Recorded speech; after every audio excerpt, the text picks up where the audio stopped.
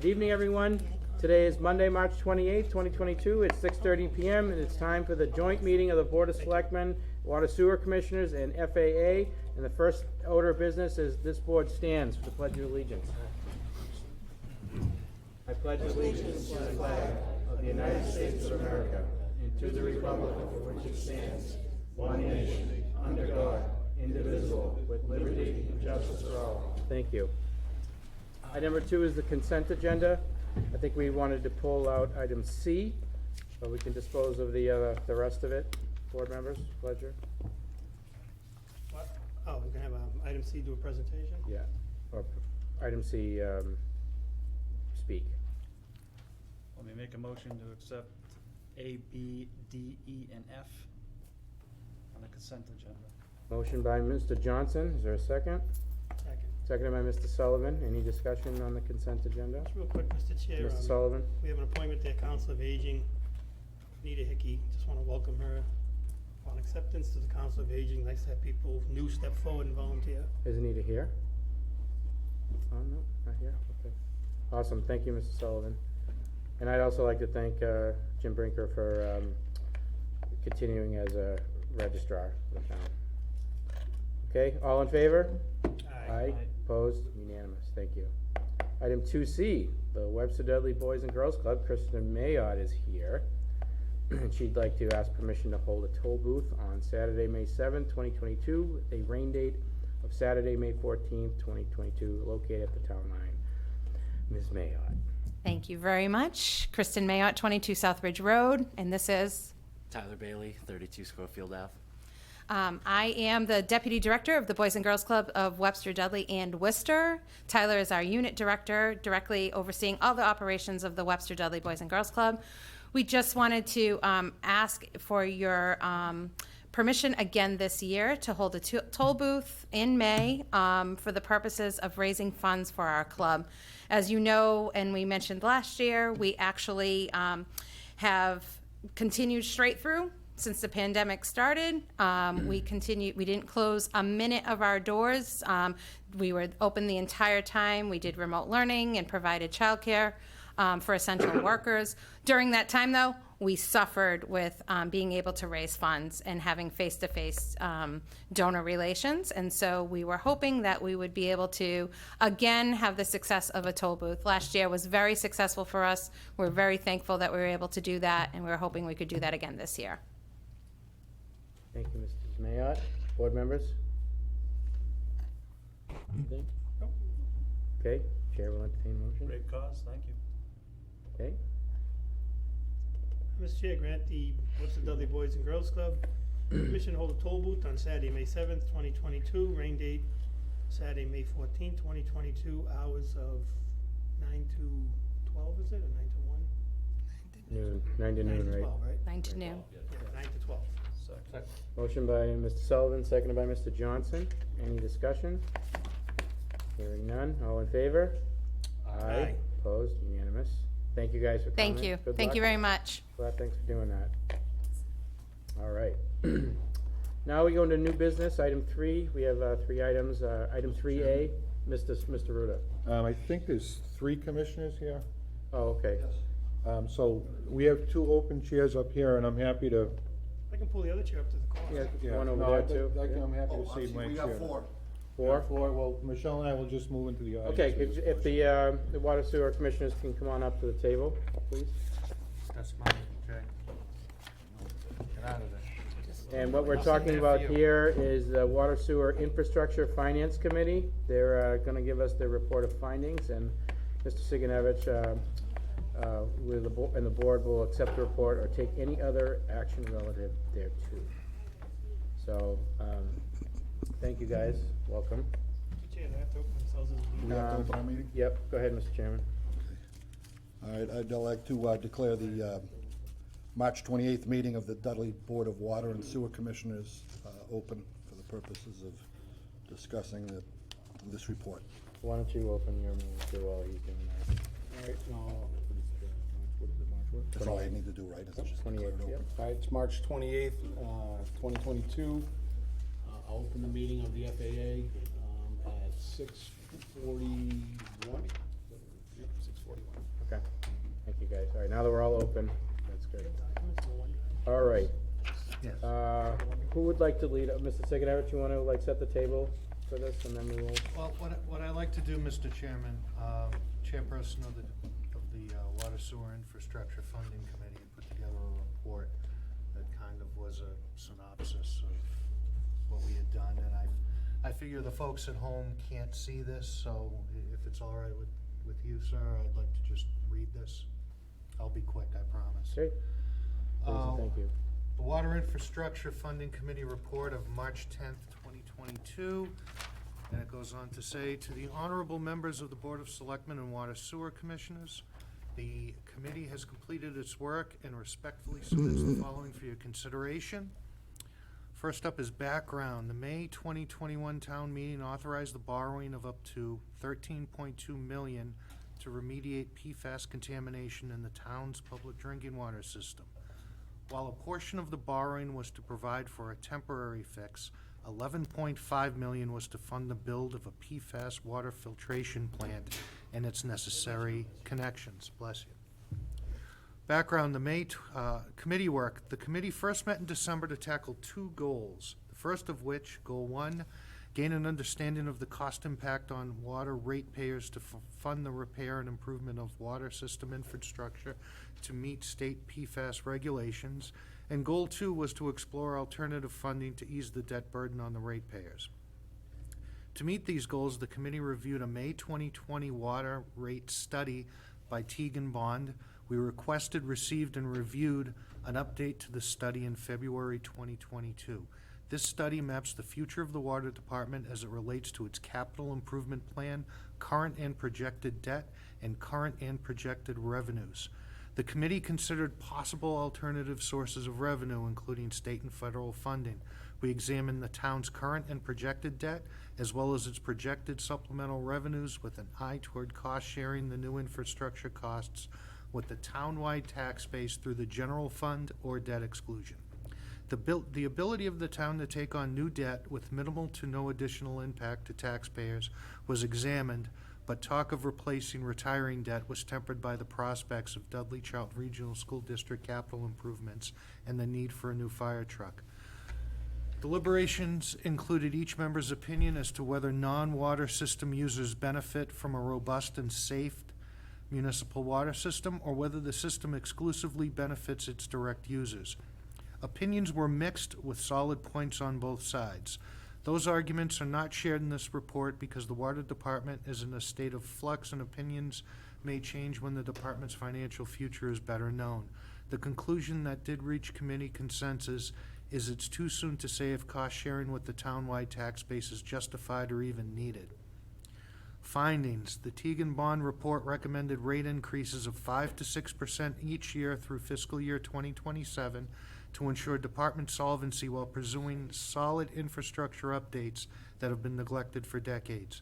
But when the debt taken to construct a PFAS filtration plant is added to the mix, those suggested rate increases double to 12% per year through fiscal year 2027.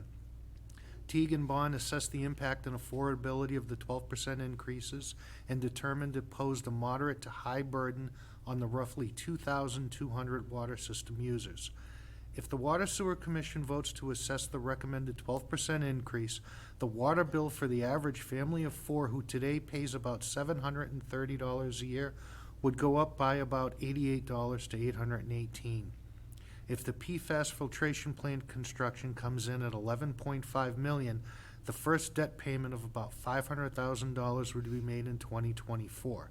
If the debt was passed directly to the about 2,200 water system users, it would increase each water bill by $228 annually. The real cost of the new PFAS filtration system to the ratepayers is presenting a moving target. The water department is undergoing a phased program to install new water meters system-wide, which is expected to afford more accurate water revenue forecasts in the future. It is noted that the recent water infrastructure projects have completed under budget. Yet today's fluctuating cost of materials and labor, as well as supply chain strains, make it difficult to accurately predict if the $11.5 million is a reliable number this far ahead of project bidding. Committee recommendations: no townwide debt exclusion at this time. The arguments for and against townwide cost sharings were tabled because, in part, the committee was split on whether the municipal water system benefited in some way all taxpayers, and due to the significant value of debt exclusions that would likely be proposed for the June ballot. The Water Sewer Commission should consider rate increases as recommended by Teagan Bond in its February 2022 rate study report for the short term only. The Water Department's financials should be reevaluated, regularly to determine whether smaller rate increases are possible. Consider changing the pecking order of applying water sewer bill payments to increase the Water Department revenue. Payments received are first applied to the sewer bill, and then whatever is left over, if anything, is applied to the water bill. The committee recommends the Town Administrator's Office and the Water Sewer Commission continue active pursuit of federal and state grant programs, public-private partnerships, and one-time infrastructure funding from new business residents. With the new state PFAS regulations filtering down to the smallest of public water suppliers, more federal money has been made available for borrowing. As the stresses placed on large and small water systems becomes better known, it is possible more federal or state grant funding will be made available to the town. Further, the problem is in the early stages of contamination source investigations and potential legal actions.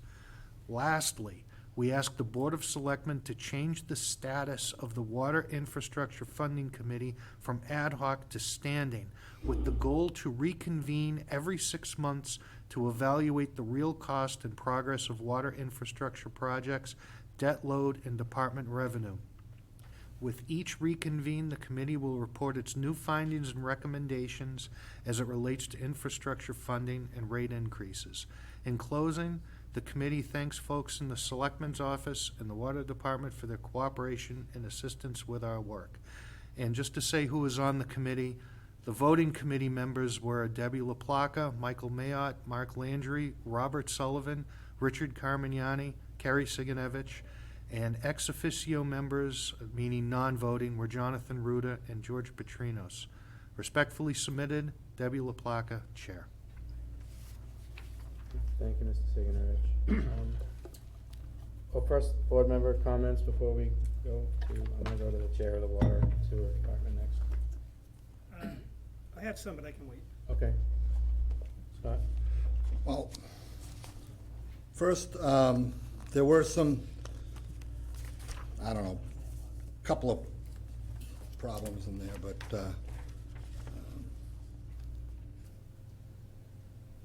first off, in the first paragraph, no money from the 11.5 million or 13.2 million is going towards the temporary treatment. Temporary treatment's being funded differently. It's not part of the SRF program.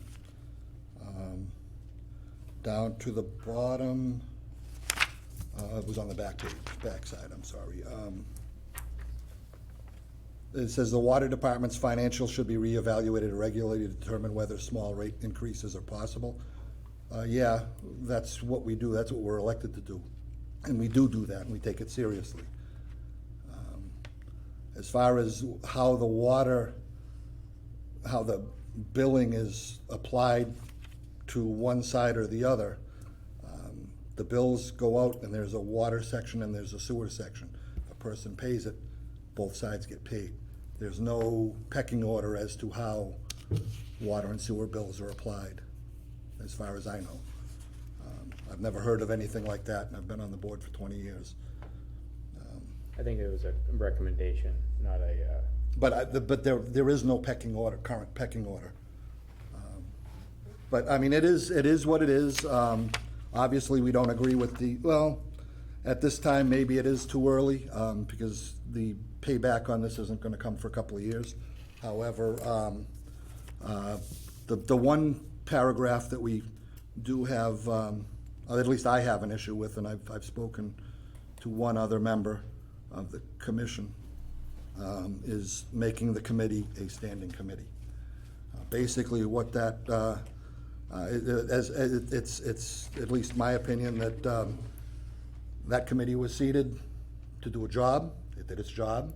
It gave its report. It should be disbanded. And then the duly elected Board of Water and Sewer Commissioners should be allowed to do the job that they've been elected to do. And that's what we have been doing. To me, this just looks like an oversight to an elected board by an appointed board by the Board of Selectmen. I don't get it. I don't understand why it would be made a permanent board. It doesn't seem to be necessary, and I don't agree with it. Thank you, sir. Jonathan? Mr. Chairman, I just want to clarify the pecking order thing. The pecking order is established by a property that may be in arrears. So when the collector collects monies on that property, there's a certain way that that money is applied to, whether it's water, sewer, back taxes, so forth and so on. So that was what was meant by the pecking order. Okay. So if you have a huge loan on something, you'd want to take a look at whether the loan is being paid first or other things are being paid first. So that was what was meant by the pecking order. We're in the, yeah. Okay, any other commissioners? Tom? Bob? Yes. For those of you who don't know me, my name is Bill Connolly. I am not a person that is serviced by the water sewer. I have my own well, I have my own septic system. I serve on the board because I care about the town. I am a retired Colonel of Marines. I've been in this town for 30 years. And I got the feeling that when this whole thing came up with PFAS and all the costs associated with, we immediately went to a we-they syndrome. There are those who receive services, those who don't. Well, I want to just give you a little historical reminder.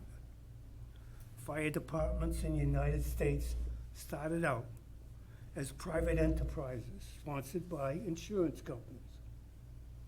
And you subscribe to the fire department. And you got a badge you put up on your building. And if your building caught fire and you had a badge on it, the fire department would service you. But if you didn't have a badge on your building, you didn't get service. Well, then they said, well, we got to improve this, so they turned it around that whoever got to the fire first, they could establish salvage rights. That's how they could get paid. So if you remember seeing the movie Gangs in New York, there was a big fight that ensued at one point when two competing fire departments met at a fire and fought each other because the law was first guy with a ladder up gets the salvage right. We're trying to do the same thing over water sewer against those people who aren't being served. We established a secondary enterprise fund here to take on this responsibility. We elected a committee to do it. We have not got the supporting infrastructure to do with what we've got to do today. The people who are being serviced by the water sewer department are buying clean water. They're not paying for PFAS water. That's an internal structure problem. The infrastructure is screwed up. We've got to correct that. Just like the fire department and the police department service the whole town, Excuse me. the potential is the water sewer services the whole town. Now, maybe not directly, but it is a town responsibility that you as the selectman cannot duck. Not by appointing an ad hoc committee to say, well, we'll just table this problem right now because it's too hard, and nobody wants to have to go to everybody and say they're gonna pay for it. I'm 81 years old and retired. You put it on my property bill, I'll pay it. That's where it belongs. It's an infrastructure to the town. It's for the best for the town's people and for our town. Let's stand up and be counted. Do it right. That's all I got. Thank you. Thank you, Bill. Mike? Steven? Well, Mr. Chair, my understanding, we weren't gonna go down a lot of rabbit holes tonight. But first I wanna just echo Mr. Conley. Years ago, when they built the sewer treatment plant, and I wasn't involved back then, my understanding, DEP mandated Dudley close their sewer plant, send your sewage treatment to Webster for treatment. We own 17% of that treatment plant. I'm septic. I have town water, but septic. My bill is reflective of that 17% that the town owes. So just to piggyback Mr. Conley, I absolutely 100% agree that good, clean, safe water is a benefit for the town. It benefits the schools, it benefits industry that's on town water, and some of us don't have children in the school anymore, but we had children that went to the school, and we have friends whose children in the school, we have friends and family members who work at the school, as an example, and they deserve safe, clean drinking water, but it's an obligation for the entire town. But like I said, I think we're gonna go down that rabbit hole. I just wanted to go back over a couple things Kerry read, and I clearly asked the Water Sewer Commissioners, correct me if I'm wrong, or help me with the numbers. So last year, Water Commissioners voted a 5% increase per year for 5 years, right? No, we re-examine the rates every year. It's an annual thing. Last year, we voted to increase. It was, I believe it was in the area of 5% from that point. Each year, we look at it again. There's a structure, a schedule over the next 10 years of if everything stays as we've projected it today, then this is what we're gonna need to pay for it. That doesn't take into account anything that might come up, any new projects. We've got some projects built into it, you know, in hopes that we'll get to them. But that, you know, that like anything else, just like, you know, in the municipal government, just like in the school department, just like anywhere else, any business, things change every day sometimes. All right, so Ty and Bond recommended 5 a year through 2027, but you folks only voted for 1 year? Well, we increased it 1 year, and then there's a rate increase proposed for this year, and there's a rate increase proposed for next year. Okay. And then we re-examine that rate structure every couple of years to make sure that those proposed rate increases are correct. And then we, at our next monthly meeting, we are going to examine the recommendation rate for this year is 12%.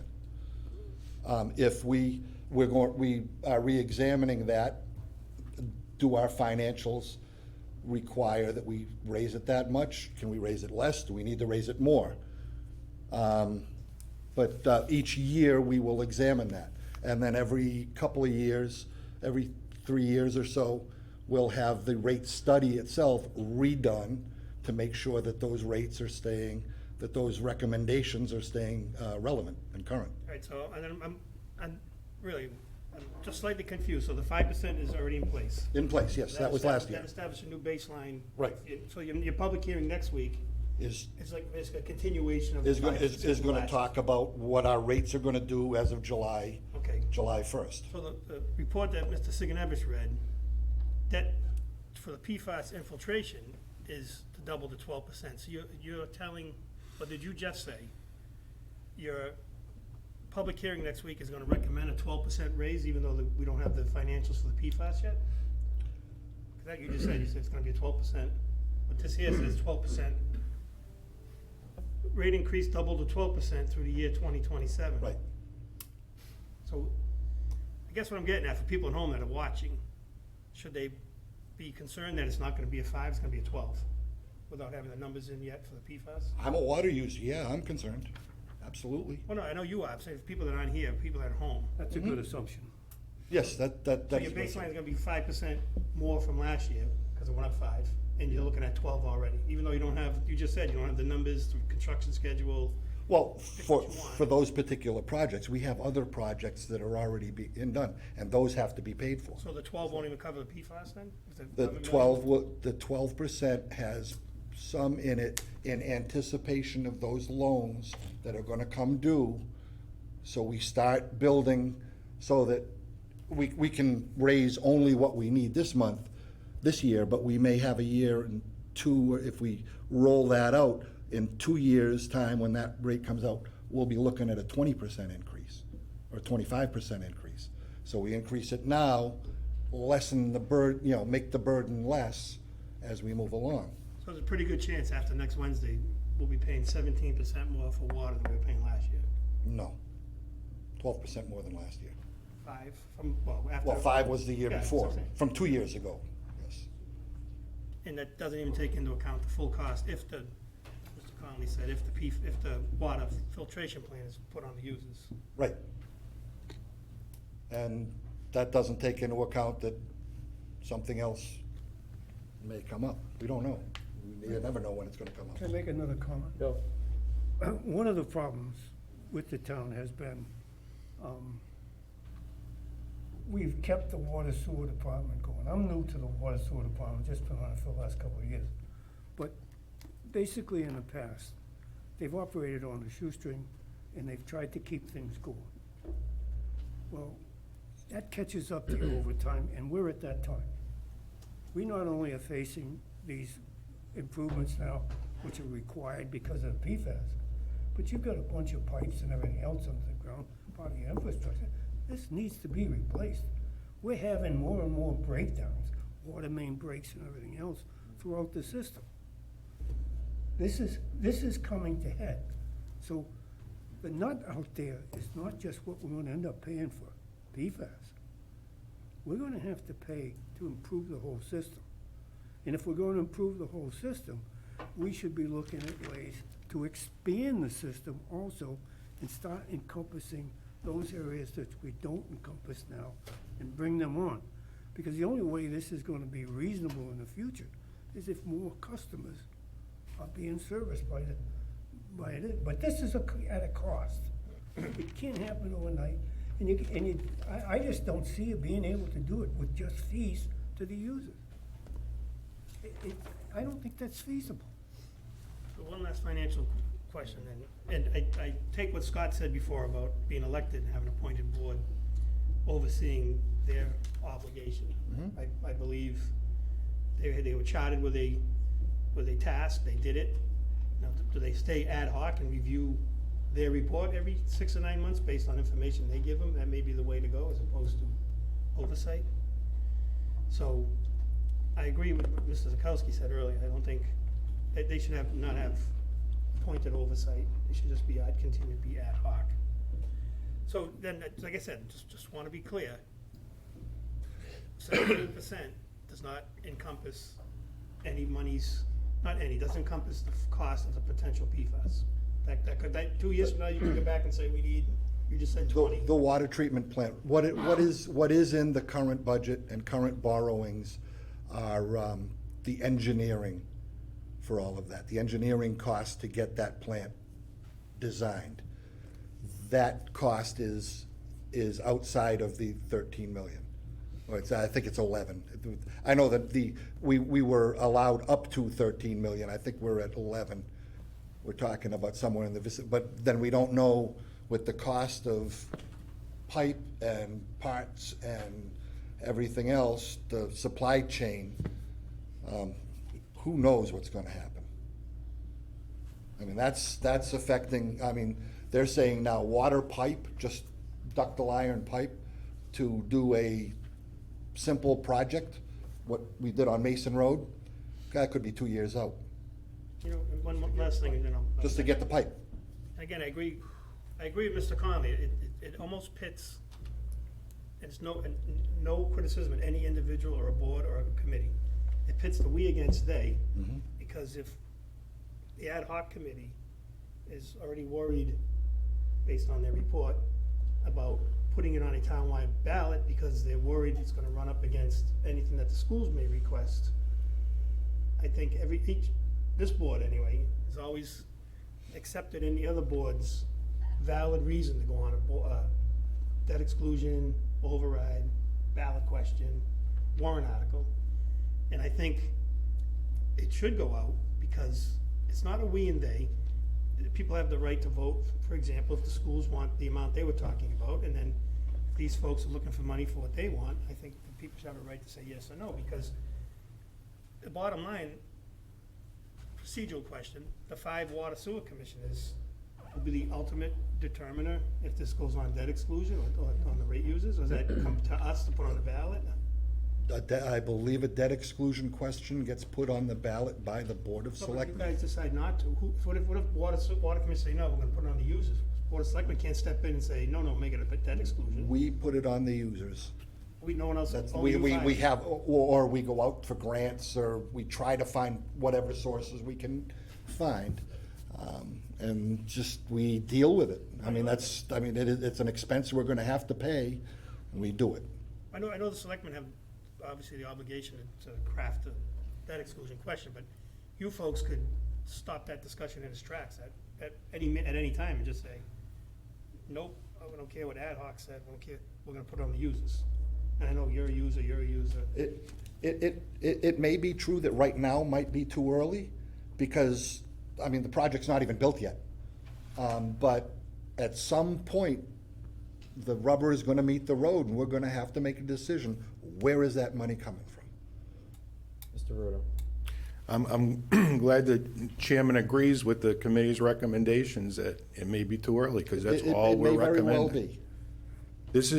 There's no oversight by this committee. This committee was simply charged with providing the FAA another set of eyes to make a recommendation at town meeting, same with the Board of Selectmen. And I, for one, would like to thank everybody who stepped up and served on the committee.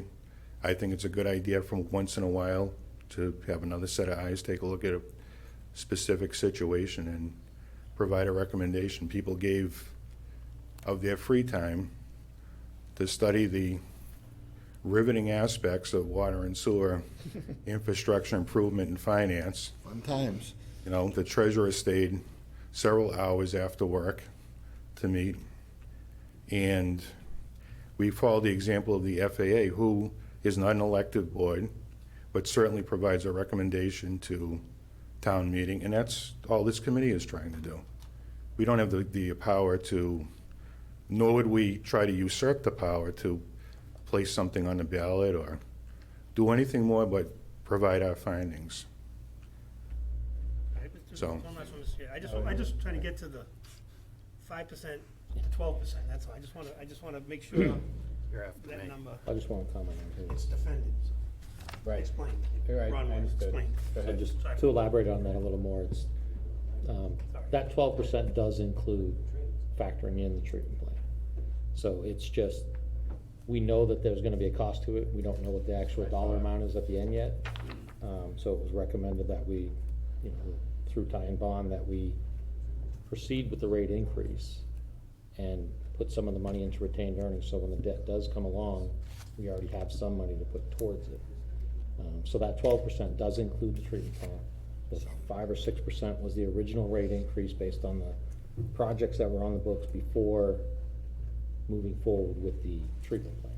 So the 12% does include a percentage going towards the PFAS treatment. So I just wanted to clarify that. Thanks, Bob. Start saving now for it, to pay for it later. Right, Carrie. I just want to elaborate on something, since we're going down rabbit holes. Why not? If, in case you couldn't tell from the report from the committee, it was divided. In a polite way. You've got some people who want to put this on a debt exclusion. You've got some people who, under no circumstances, want to put this on a debt exclusion. And you've got some that are, you know, let the people decide. Because they're the ones, I mean, that's why we're all here. I know I've said this before, but we're all here for the people, and they got a voice. For this to get put on their taxes, for you to pay, sir, it's gotta go through some sort of a debt exclusion. Yep. I mean, we can't just wave a wand and make it go. And what I've seen in the past is other boards, like the schools, the fire department, whatever, they'll come forward with a debt exclusion. And as Mr. Sullivan has said, this board has been, the general way this board is worked is, we don't deny you. If you want to put something on as a debt exclusion, we'll put it on. And I think the vote will be close. And so we can be clear, in the very beginning, before, you know, when all of this started coming to a head, I believe the conversation was such that hey, we're gonna have this expense, we're gonna need to find a way to pay for it, it may be a debt exclusion. That's when this ad hoc committee was created, to take a look at that. Okay, right now, okay, we may be just a little bit too early. It's been looked at, and it's understood, I think it's a little more understood now, by, hopefully it's more understood by you folks. We understand it very well as a board already. Looking at these kind of numbers are daunting as hell. Paying $400, $500 for a set of new tires for the car is one thing. Spending $11 million to put in a treatment plant is something totally different. That's a lot of money. So when it happens, when that question comes up, that can be debated. Whether it will, I don't think there's any debate there. That question is going to have to come up. Or we're gonna be looking at what our thing looks like. By 2027, we're looking at a doubled rate. So basically, the Reader's Digest version of what I said was, if your board voted to put something for a debt exclusion, I don't think this board would. Would stop, right. That's been our past practice. Could. We but- could. I don't mean to speak for the other members, but that could And be a that would be spirited debate and vote too. Who knows? As a board, we're trying to be proactive, getting this out there, because we know it's gonna be astronomical. That we gotta try covering all our bases, one way or the other. We don't wanna blind somebody, a year or two down the road and say, hey, we need $12 million. Get the discussion going today, it's on people's minds. Makes sense. Right, Mr. Chair, that was my point, trying to just figure out these numbers. And I'm glad to clarify, it wasn't already five for five. But one devil's advocate question, I'll ask Mr. Sullivan, although we're not related, he's a good guy. If you find outside funding or debt exclusion, will that 12% rate increase, you think, go back down to like a 3 or a 4? You're gonna keep Correct. 12 in there because So- people are used to paying it? Yeah, no. So, I know you're only 1 out of 5, so. right, so the reason we don't just vote blindly on the recommendation from Ty and Bond as to a 5-year, every percentage, is we got other activities going on. George has spearheaded a meter change-out program. They found a lot of illegal connections, people bypassing meters. So there's revenue coming in from that, and you can't just blindly vote on a rate increase based on the engineer's study, not factoring in that we're bringing in more revenue, either through lost revenue from people stealing water or additional customers coming in. So every year you need to reevaluate it and determine, were their numbers on track? Did we bring in more revenue last year than they anticipated? And you reevaluate it each year, and next year, hopefully we can say, we don't need to raise it that much, we can raise it less. And, we have to follow DOR standards so that we can't just make millions of dollars and put it in the bank. So, you have to be reasonable and put some money in the bank so that you can pay for future projects and pay for the current costs. So we need to reevaluate every year as opposed to a lump sum 5-year at one shot. The way an enterprise is set up, we have 3 things we can do with revenue. Excess revenue. We put it in retained earnings. We get too much retained earnings, we either have to give it back to the users, or we have to spend it on system improvement. We can't just build up millions and millions of dollars of excess revenue. We have to set our rates. So could there come a year where we lower our rates? Absolutely. If we end up some benefactor comes down and says they want to name the John Marcy Memorial Water Treatment Plant. And sewer plant, there we go. That's been done. But in this case, the John Marcy Memorial Water Treatment Plant. and they're gonna pay for it completely. And we've already raised the rates a little bit in anticipation of that. The next year, we may cut the rates we would have to cut the rates, because, you know, based on whatever our costs are, what comes in can't exceed what goes out more than Right. a very small percent. Right, Jay? I think the important thing here, though, is we've got to look at this from the aspect, this is a town problem. This is not a rate problem for users. This is a town problem. And even though we did establish an enterprise fund, it's still a town problem. And the town has got to be involved in it. Jay? Just to continue the thought earlier, right? So let's stop talking about, you know, Santa Claus and pie in the sky, right? The facts are, the cost is coming. It's going to be high. Plus or minus 5 to 10% doesn't really matter with these dollar amounts. So the recommendation is, I know it's gonna change every year, every plan, every budget, everywhere changes every year. Let's start nailing down a dollar value and proposals, because that number's not gonna change by a great deal. So please, if the water sewer department could start formulating what that dollar value is that will not be covered by your proposed rate increases. Just like we know it's coming, whether it's next year or the year after. You gotta start nailing down those numbers. The plant is going out to bid, it's out to bid. It's out to bid right now. So we're gonna get bids, we're gonna get an idea of how much that's gonna cost real soon. Okay. Mr. Ruda, are we just voting to accept the report tonight? I'm voting to accept the report and what to do with the committee, Mr. Chairman. Okay, thank you. I think you should make that as 2 motions, Mr. Chair. I think we should too.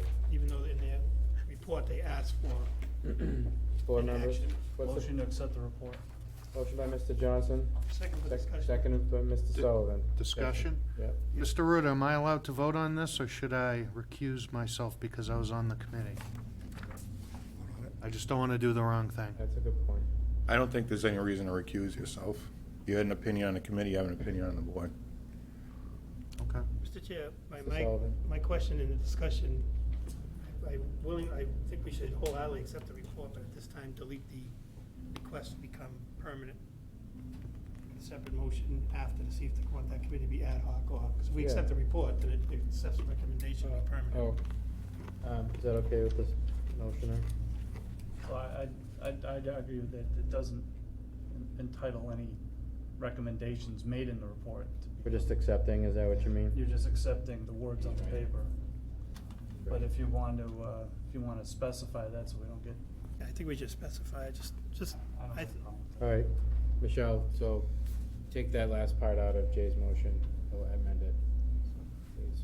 Accept the report without the recommendation of making this permanent. permanent.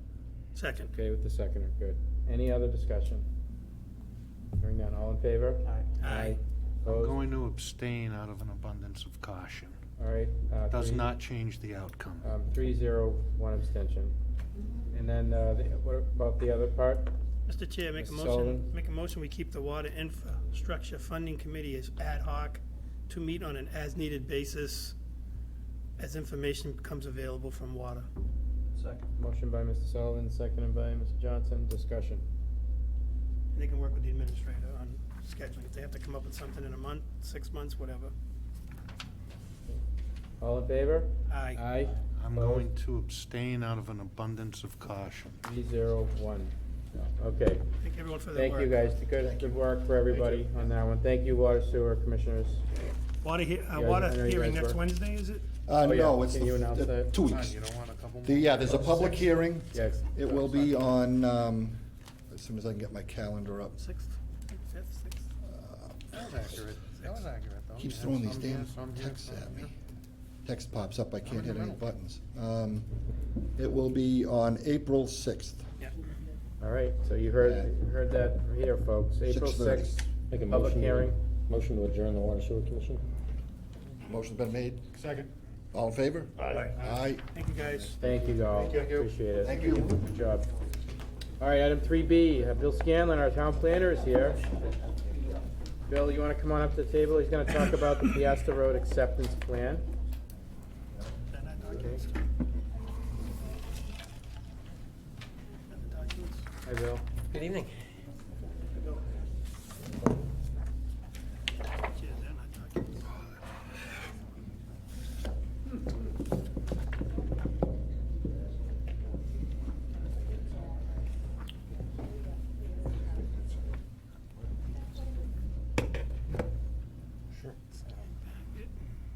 Okay, go ahead.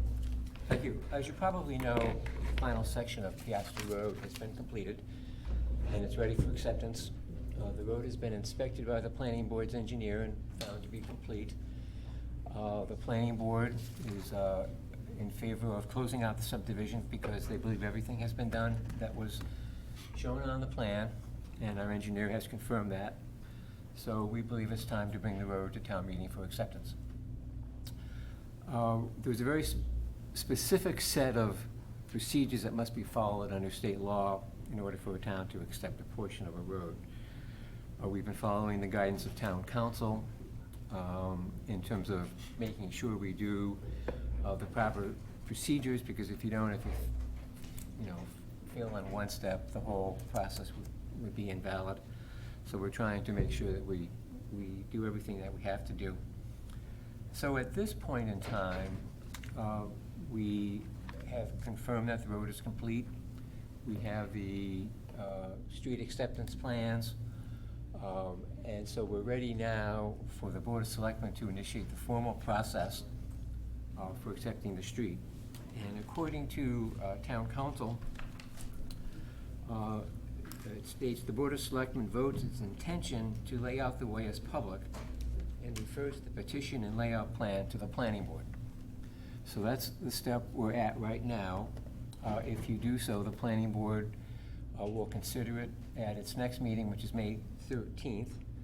And I anticipate we get a favorable recommendation back to the board that evening for you to then proceed to the next step, which is you have to hold a public meeting where you will formally vote to accept the layout, or to adopt the layout, I guess. The terminology is not that the town isn't accepting the road by your vote, but allowing it to go forward to town meeting. There's a number of steps that have to be followed in terms of advertisements and notifications for that meeting. And then it's a public meeting, so you can take comments, and then take your vote. If you decide that you want to accept the layout, then it goes to town meeting for the vote. At town meeting, I believe at this point it would be a simple majority vote because it's a subdivision road. I don't believe there are any, there's no need for any expenditure of funds or taking of land by eminent domain. There are some easements that the property owners have signed and submitted to the town. So I think, we're in good shape here in terms of getting this to town meeting. So tonight, if you would just take that vote, that sort of starts the formal process of acceptance. Thank you, Bill. Good summary. Mrs. Sullivan. Yep, thanks, Bill. Just one clarification question. Bill, we have to have it done at this meeting in order to be, we can't do it at the fall town meeting, right? Spring only. Correct. Do we have enough time with the That was my question. stated deadlines in there? Yes. To post vote and get it? Yes. Okay. But we have to put it on the warrant, Mr. Rudo? We have to walk it first. Okay, and that, we have to walk it too. Okay. So essentially, there needs to be a 7-day notice preceding the hearing, and then it's filed with the town clerk in the 7-day period after the filing with the town clerk. So since town meeting is, I think, the 23rd of May, you have plenty of time to take that vote and meet the deadlines. Okay. Board members, any other questions for Bill? Just, Mr. Chair, what point will we see the, as much as can be completed Form H leading up to acceptance, because that's where we ran into problems with other roads. We have the Form H, Completed up to yes, our acceptance vote. Graves Engineering, Planning Board's engineer has inspected the road. In fact, there was an inspection that was done in the fall with the highway superintendent. A punch list was created. That work has been completed by the developer and verified as such by our engineer. So he completed that Form H, so everything is, I think, good to go on the planning board side. I'd just like to see a copy of that, Mr. Chair, if Okay. you had some, Yeah. before we take a final, put on the warrant vote. Jonathan, can we work with the planning board to get the Form H for Mr. Sullivan to look at? You also take a look at it. So we're looking for the vote to refer to the planning board. Yeah, that's what you're looking for Yes. tonight, right? So, Right, but I just want to, we've got caught in the past where I get it. people yeah. come back and they say, this was never done, this was never done, and we find out that things weren't completed, so due diligence, Mr. Chair. Yep, understood. All right, board chair will entertain a motion. Mr. Johnson. See if I word this correctly. Make a motion for an intention of the Board of Selectmen to lay out the way of Piasta Road as public and refer the petition and layout plan to the planning board. GL section 41, subsection 81G and 81I. Motion by Mr. Johnson, Just Second. second by Mr. Sigenovich. Question by Mr. Sullivan. should, to the administrator, to Bill, should we include the phrase "for the purpose of acceptance"? Sure. Just for, was it okay, what he said is Yeah. okay, I mean, just to. It's not necessary, but you could add it. You want to add that? Absolutely. And you're okay with that? Sure. Let's add it. Any other discussion? All in favor? Aye. Opposed? Unanimous. Now, think about this, right? And then we have a lot, now the next thing we'll do is, Jeff comes up to talk about 3C, private road updates. I mean, this stuff's working, right? Things are working through the process and we're starting to like make big progress. So this is a good thing. So, Jeff, you wanna come up and we'll do, private road updates next?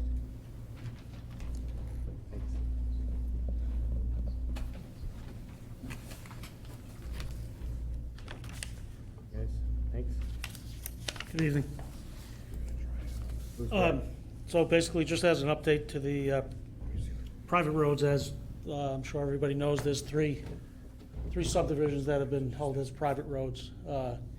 Partridge Hill, Tobin Farms, and Misty Meadow. And those, the residents of those three subdivisions have petitioned the board to enter into a betterment program. So that's moving forwards. Currently, Graves Engineering is putting together estimates so that there'll be a monetary value put to whatever costs are associated with bringing the subdivisions up to the standard and the standard that was set when the subdivision was originally accepted, or the plan was accepted. So there's some placeholder warrant articles that are put on the warrant. We don't have the pricing together yet. There'll be a monetary question for each one of those.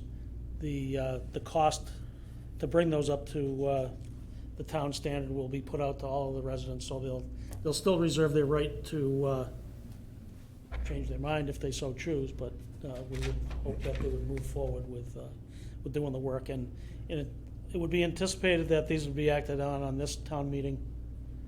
The work would proceed over the course of the summer, and then a process similar to what just happened with the Piasta Road subdivision would happen for a layout hearing and potentially have those accepted as townways, assuming that all the work's completed and acceptable to the planning board and the town. Currently, there's also an article on the warrant that would allow for street acceptance at the fall town meeting. So, right now, the way the regulations are, the street acceptance can only happen at the annual town meeting. This warrant article would provide for street acceptance at the fall town meeting as well to facilitate that. So, Mr. Chairman, Mr. Roto. from a timing standpoint, we've been discussing this and trying to fine tune how it's gonna work. We're waiting to get the final numbers. Bill's been working with the engineer for the final numbers on the 3 roads that he's taking a look at, working numbers up for us. The next step would be to bring those numbers to the residents of those private ways to see if they wanna move forward with it. And we would actually, the Board of Selectmen would have to vote to put that on the June ballot in advance of the question passing at town meeting to borrow for the betterment. And then, of course, if it didn't pass at town meeting, it would be null and void if it was voted at the ballot. But it's a 35-day turnaround, so in the beginning of April, I would ask the board to vote on sending that to the town clerk's office to be put on the ballot, depending on what we get for a reaction from the residents for the costs. Okay. Anybody have any questions for Bill and Jeff? Good work. Great guys. I mean, And Bill and Jeff have been like Batman and Robin on this. Batman and Robin, I like to hear it. I mean, Thanks, guys. like I said, if we could, some of these kinda go through and the residents accept in a year from when we started, less than a year than when we started talking about it, these roads are done and accepted, so that's better than we used to do. I'll say that. All right, thanks. All right, item 4. So this is fiscal year 23 departmental budget hearings, and the chair will reconvene this hearing, which was continued from March 14th. And departments, we have some more departments that want to discuss their FY23 funding needs, and they will answer questions from the FAA, Board of Selectmen, and the public relative to departmental requests and priorities. And this is the second of 3 meetings that we have on this, okay? And item 4A, Bay Path is here, and they would like to talk about their request. Come on up.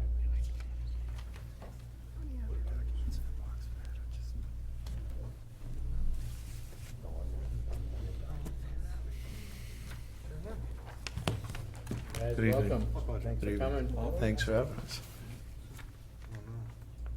So, we forwarded the slideshow.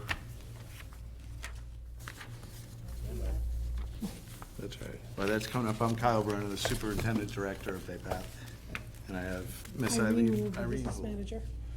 And I want to recognize Mr. Shore, School Committee rep from Dudley out there Yeah. for Bay Path. Right? For an accounting teacher.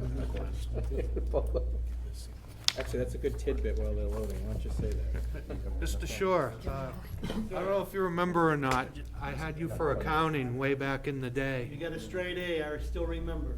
Did he deserve it, though, is the question? I don't know.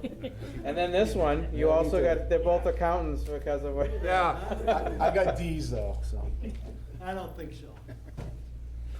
That's pretty awesome. We're just waiting for a thumbs right. Okay. Okay. No worries. All right. Any other tidbits? I Anybody? believe I have it if you, I do have it on the. How much bigger can you get than that? That's a big tidbit. That's a pretty big tidbit. So how things at Bay Path? Very good. The restaurant's open again, so those of you looking for an awesome lunch prepared by our culinary arts students, you're missing out if you don't come at least once. And what are the hours? When are they open for that? 11:30 to 12 to 1, I think, or 12:30. It's online, you can find it online, Great. but definitely starting at 11:30. They are doing full-service dining room, it's awesome. The cosmetology shop is also opening again, so those of you who wish to partake of our cosmetology services, take a look at that. And our evening school is up and running. So, as with many nights so far this month, when Mr. Brenner and I have left the school, it's full. And it's full of both people in our LPN program, our welding program, our professional programs, but also people learning how to dance, play guitar, knit, and doing a lot of fun things. It is so nice to have the school full again. It was rather empty in the fall. That is one of the best impromptu little I know, it's presentations I've ever I'm gonna heard. have you come more often. I'm gonna jump There's over only there. so much I can dance jigs up here, right? So, all right, Mr. Root is pulling. Yeah, it it's up. not working. Never mind. All right. Back to All set? extrapolating. Okay. All right, well, we'll improvise. It's too close to the. Don't do improv. Sure, we can do We that. have a bottom line figure for Bay Path. All right. So our chapter 70 and 71 estimates are based on the House 1 governor's budget for this coming fiscal year. Our proposed chapter 70 funding for FY '23 is $12,893,681, which is a $1,307,141 increase over our current funding. Proposed chapter 71 funding for FY '23 is $809,158, which is a $243,339 decrease from the current funding. Again, these are preliminary estimates and are subject to change as the budget moves through the House and the Senate. So the impact on Bay Path, chapter 70 funding, minimum contribution and the required net school spending. I'll give the increases over, or decreases over our current FY. You have percents as well as dollars on that? On this one, I Kind think, of, we're kind I have of. percents on the total. required contribution on that, but, Okay. I can give you a rough guess. all right. She's the numbers. Okay. You know So why we asked that, right? Sure. So FY '23, chapter 70 is just over $12.9 million. FY 2022 was $11.6 million for an increase of $1,307,141. Which, just over 10%. The minimum contribution for FY '23 is $9,976,240. FY '22 was $9,831,831 for an increase of $144,409. Which is just a little over 1%. Required net school spending for FY '23 is $22,869,921. FY '22 was $21,418,371 for an increase of $1,451,550. Little under 5% increase. So the FY '23 total budget for assessment is $25,899,604. Our member town assessments are at the minimum. The budget includes a debt service assessment of $1,561,753. Again, our operational budget does not require funds above the minimum contributions by our member communities. And the member assessments total is $12,090,417. So although the assessments are at the minimum, it's important to note that the minimum contribution level for each of our towns collectively is increased $144,409. Our member towns' transportation assessment, again, has been reduced by $234,995,000, reflecting the use of our regional transportation reimbursement fund that was set up a couple of years ago. So the financial highlights, total chapter 70 revenue is just over $12.9 million. Our school choice assessment for FY '23 is $178,647. Our chapter 71 busing aid is $809,158. And we have a sewer betterment fee. This will be the last year for the sewer betterment fee of $30,750.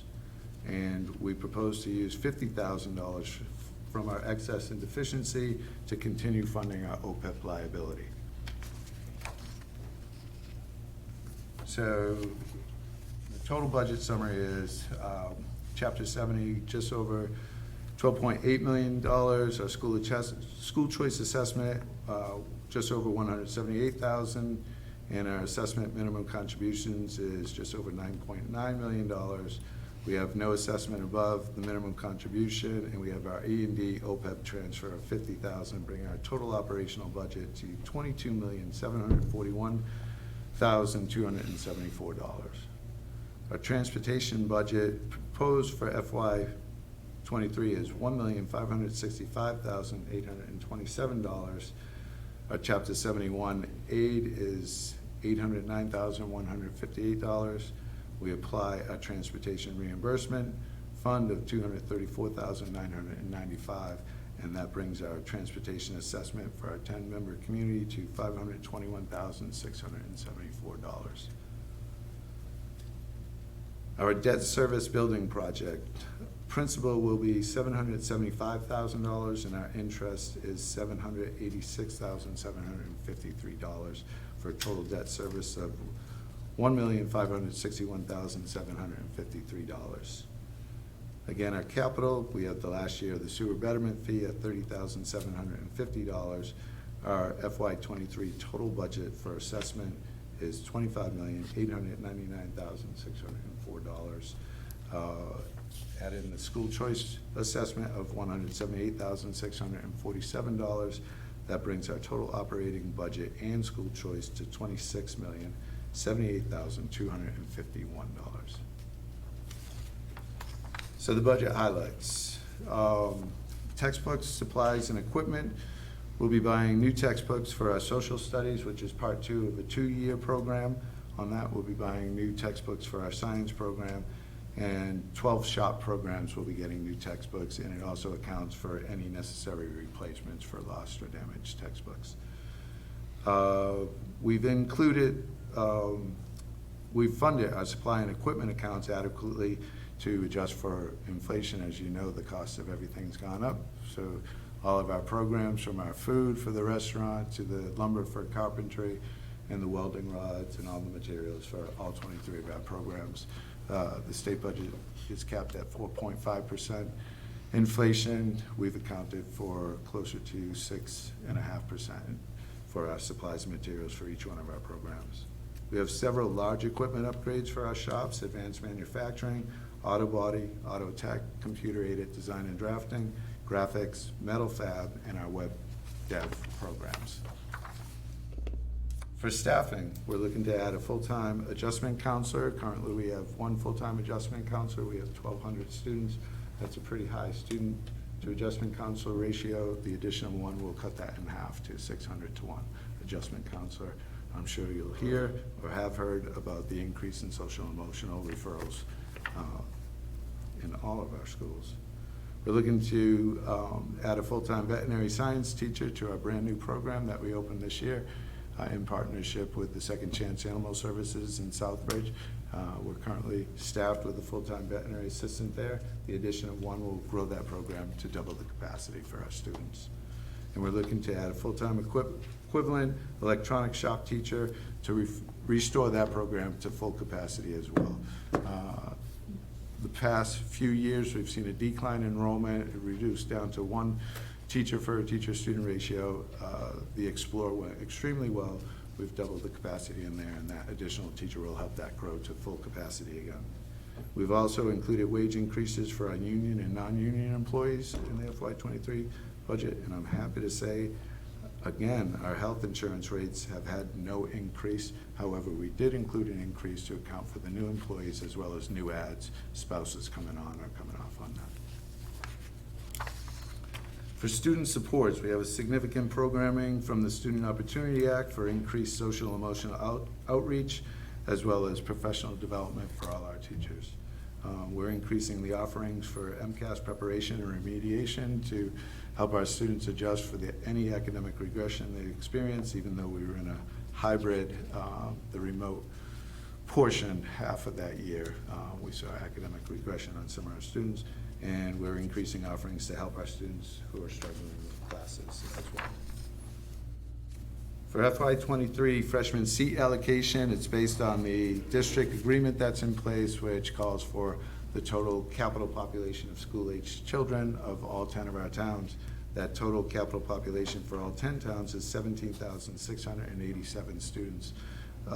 Dudley accounts for 1,794 school-aged children, which is 10.14% of our total capital population. So that equates to 34 seats of the 330 available freshman seats. So what, do you have an enrollment year over year, like total from last year to this year, projected?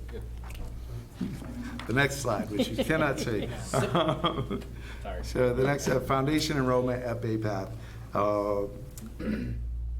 We're at capacity, so we're currently FY '22 is based on 1,200 students, FY '23 is based on 1,201 students. FY '22 foundation enrollment for the town of Dudley was 128 students. Projected for FY '23 is 130 students, which accounts for a 2-student increase over last year, which is a 1.54% change on that.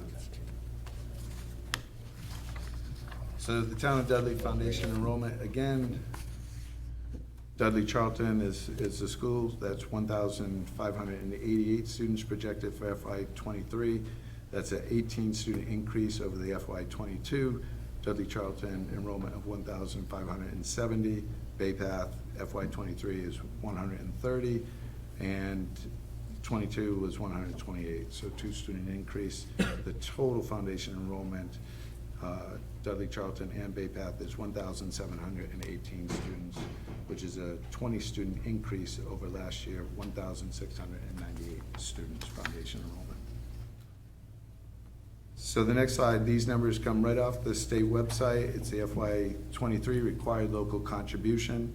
The current year contribution, required contribution, was $7,721,730.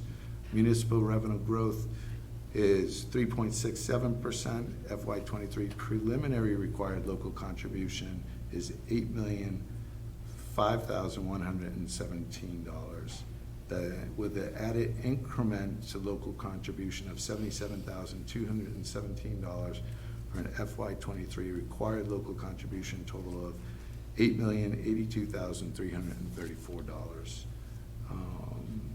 Of that total, Bay Path accounts for $2,475,512, which is a 10.95% of the total foundation budget, which the total foundation budget is $22,607,904. The FY 2023 total required contribution is $8,082,334. This amount is spread among the districts, which would be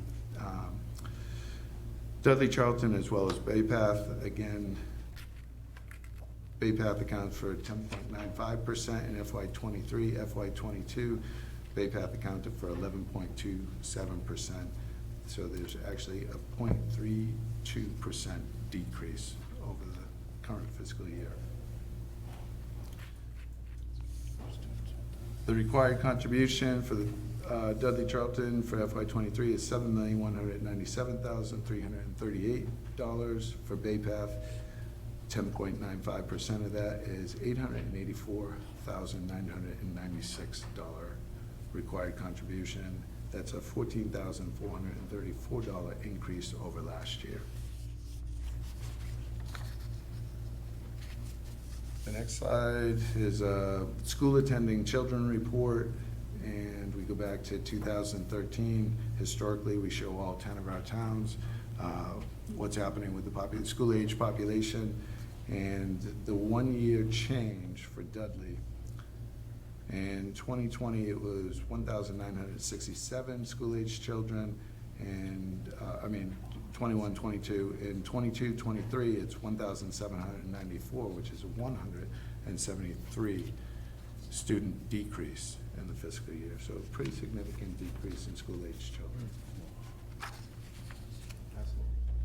The statement of assessment for the governor's budget. This slide shows Dudley. It shows all 10 of our towns. The minimum contribution for all 10 towns is $9,976,240. Dudley accounts for $884,996. That's based on the population as of October 1st of 130 students from Dudley, which again is at 10.82%. We use that 10.82% and we multiply that to the total transportation assessment of $521,674. Dudley's portion of that is $56,468. The capital population percentage is used to calculate the debt service and capital improvement for total assessment. And that is, again, 10.14% of our total times our debt service of $1,561,753 equates to $158,409. And that same percentage against the capital improvement for our sewer betterment fee equates to $3,119 for a total assessment for Dudley of $1,102,992. The next slide shows FY20, for the town of Dudley, FY23 and FY22, proposed assessment and final assessment for FY22. Again, the total assessment for FY23 is $1,102,992, which equates to a $25,934 increase, or 2.41% increase over last year. 2.4. And that's it. 2.41% increase. Yep. Yes. That's kind of like the punchline to the Yeah, that's- joke. Yeah. Yes. I foreshadowed the asking of that earlier. Mr. Johnson. Back to the capital improvement. That was just for the sewer betterment? Mhm. Yep. That's the only capital that you're looking to increase this year? Yes.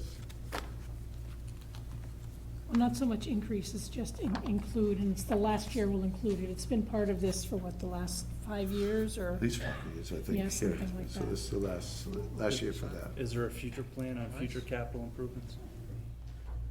We're always looking, do we have anything slated? No, we have a capital stabilization fund, but nothing projected right now. And this one was kind of forced on us by the town of Charlton, because we had changed over from a private well and other things to gutting into, town service, which we actually get from Southbridge, and now feeding into the Charlton sewer system. And in order to do that, they had to, make some major improvements, which we were, not only just for us, but for the entire road. So we had to pay our share of that. That's where that came from. It wasn't even our project, so to speak. Mr. Chair, Mr. I Sullivan. feel like I should know the answer, and I think it's yes. So your debt is retired on the addition that, No, not even Nope, close. so that was, That was strictly we're the getting sewer. close to our interest being less than the principal. Yeah, That next was- year, I'm hoping you'll see those numbers flipped, but where it Right. says, debt service, that was on the big build back in 2015. I forget, was that a 10 So or 20? principal is $775,000, and the interest is $786,750. Was that a 30-year or a 40-year? Yeah, what was the term on that? It was pretty long, right? Like 30. It was either Mr. Shaw 30 or remember? 40, I'm not sure Before which. me, Long. it was, Is that, does somebody know? I was looking to see if Mr. Shore knew. I'm gonna, let's take it kind of the in-between. I believe it's 30 years. I know it's more than 20. Excellent. But the good news is, we've got some great interest rates because of when it was done, Right. so. Mike, you? Yeah, what was the assessment in 22? For total, or? Yeah, total for Dudley. It was 1,077,058. No, 1 million. 1 million. 1 million. Did I say 1,000? 1,077,000. Yeah, Yeah, all in favor? and $58. Just back off that one. Oh, yeah, I think, I'd give him 1,000. yeah, I think that has to be updated on the master 1%. spreadsheet. Okay, Write that down. all right. Kerry, you have anything? No, I'm 2.41%. FAA? Anything? Anybody else in the audience have anything for the Safe Path team? And not ignoring you guys, I'm sorry, I know I directed my conversation this way, but that's because they were closer and in my line of sight. So please don't feel overlooked. Mr. Chair, All right, Mr. Johnson. Maintenance of the facilities, solid plan, Yes, things in good shape. Oh, it's excellent shape. Yeah. Yeah, our facilities custodials could do a wonderful job up there. yeah, and we do have we did get some money through the ESSER grants, which is being allocated to some plant maintenance projects, including some upgrades to the HVAC system. HVAC system. Oh, good. So, yeah, no, the plant is, part of it is, what is it? $1 in preventive maintenance, prevents $10 in repair down the road, or something like that. I forgot the number somebody had given me one time, but as Dr. Brenner said, our facilities manager is awesome. And, okay, yeah. So anyway, he does a great job and keeps the building in tip-top shape. All right, thank you both, appreciate that, great update. Thank you. Thank you for coming in. Great presentation. Sorry we didn't have, No, this should have to work out. I just got my flash drive. Okay. yeah. Flash drive. All right, Okay, so you're able to see it. Okay. Yeah. yeah, we are now. Okay. And next up, 4B, Dudley Charlton Regional School District will present their FY '23 budget request and capital plan. Less than 2.4. Come on up, guys. Do we have theirs in the drive? No, I got School committee's coming up. I think so. Oh, and school, oh, good. Oh, yeah, school committee members, look at.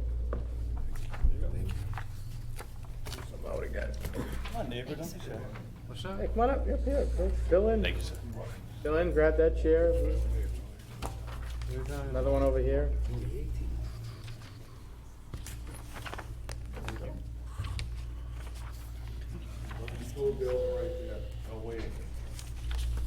Thank you, sir. You're welcome.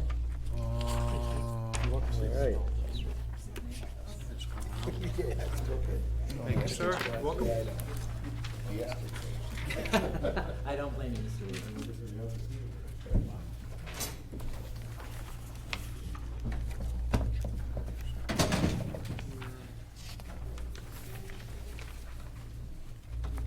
Thank you, madam.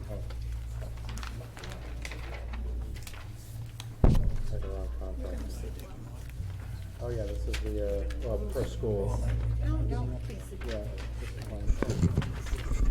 Sorry. Okay. Are you settled? Superintendent Lamarche. Good evening, All yours. Mr. Chairman. Thank you. My colleague did an excellent job this evening, so I hope I can match that. Already done. Mr. Chair is still here, though. Still here. That's good. First of all, I want to thank you for having us here this evening. We continue to appreciate working with FAA, with the Board of Selectmen, Town Administrator, in preparing our numbers for this fiscal year. My presentation this evening, I'll start, and I'll get into the kind of the meats and potatoes of the presentation with some larger numbers, and then Mr. Matthew will be available to share some more detailed numbers.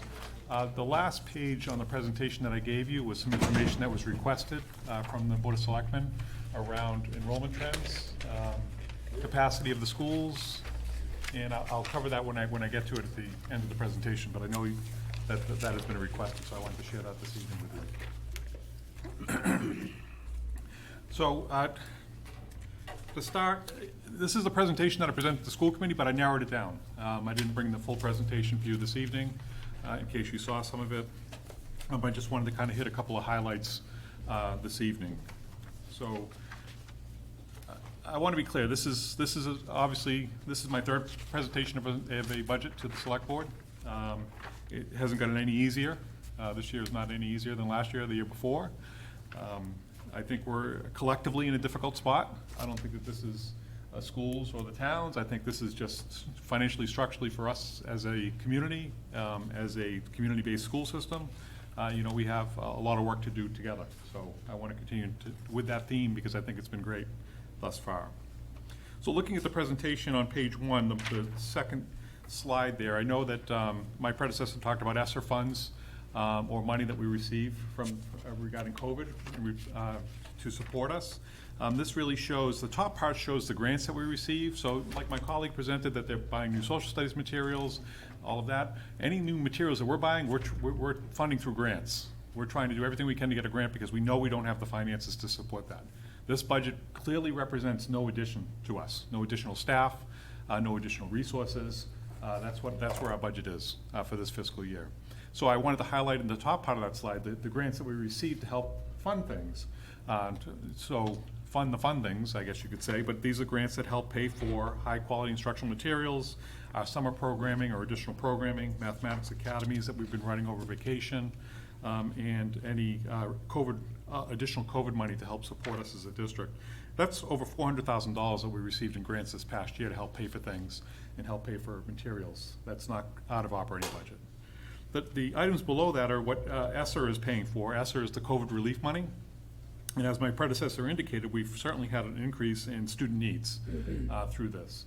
One of the more difficult things that we did and we needed to learn from is trying to educate our children from home. Certainly was not the best model, and moving forward, I hope that we don't ever revisit that again. I hope we come up with some other model if there's something that comes our way within this. We will do everything we can. I know as superintendent, I will do everything I can to prevent that from happening again, trying to educate our students for a lengthy period of time from home. But because of that, and this is no fault here, because of that, our student needs have been exacerbated quite a bit. And so our ESSER funds are dedicated directly to supporting our students as best we possibly can moving forward. As far as transition, we had a lot of interruptions in learning, and we need to do everything we can. Now, if you look at that list, there's one thing that was crossed out of off there, and that was the COVID coordinator, which we did bring on board. I want to say that we had foresight to know that we'd be where we are today, but that position was actually cut in the fall before we got into a very heavy COVID lift during the winter season. But that position was eliminated, and it was used, the resources were used, reallocated towards adding additional nurses to our district because we really needed that day-to-day support for our students. And keep in mind, ESSER funds, 20% of it has to be to address program interruptions. It's not for personnel. It's not for people. So we are dedicating 20% of that for how we're addressing interruptions in learning. That will be, right now, a lot of planning is going into summer to add additional summer support for our students that may need additional ramp-ups from the interruptions of learning. So that's kind of where the grants went, because I know that's always a question. You know, you receive these millions of dollars. You know, we received the same amount that you received as a community, and where's that money going? And this really kind of outlines from an annual cost where that money is going. We did, like my predecessor, we did want to set aside money, ESSER money for maintenance of the buildings as well. We did not have that opportunity, unfortunately. So now going on to page 2. As my predecessor indicated, there are fixed costs. There are increases to fixed costs.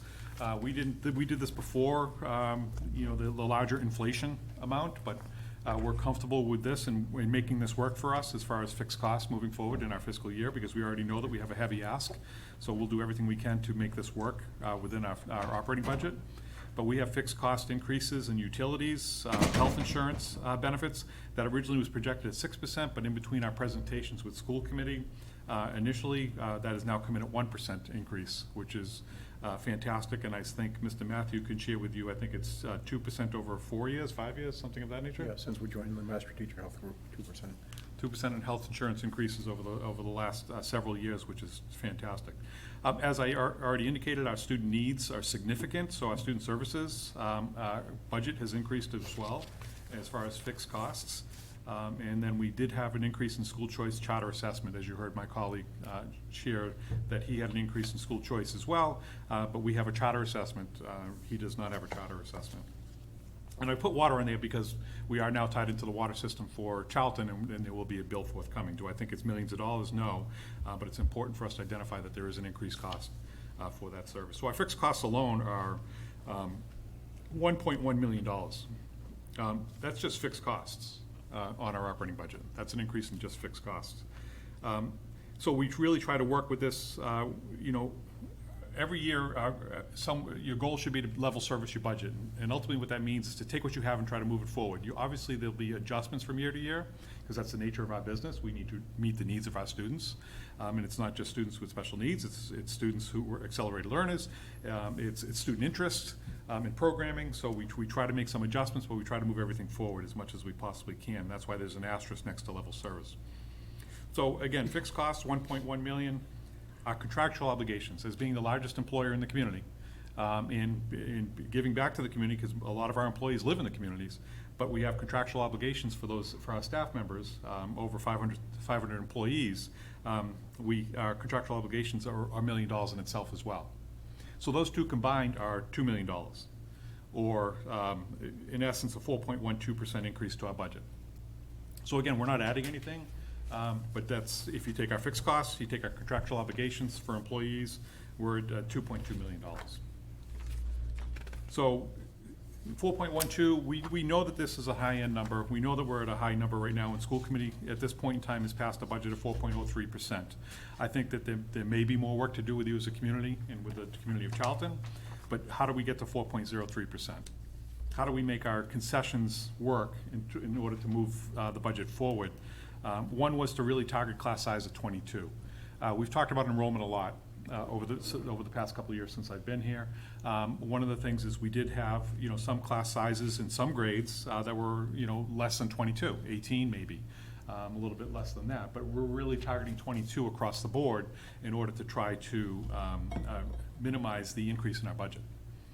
So one of the ways that we're addressing that right away to get to the 4.03% is where there's a reduction of 3 high school staff members. Now, the model that's been used that has been here, that's in quite a cycle to try to meet the increase from year to year, is to reduce due to attrition. So if somebody retires, we don't fill the position. That's the model that's been in place here in Dudley Charlton. That model will continue through this budget process as well. It is kind of a hard model to follow because sometimes there are positions that are unique to the instructional program, and it may require a replacement of it. So there may be some other processes involved. There's a total of 6 positions that will not be filled for next year just to get to 4.03%. 6 total positions. And one can justify that's enrollment. Enrollment is the cause of that.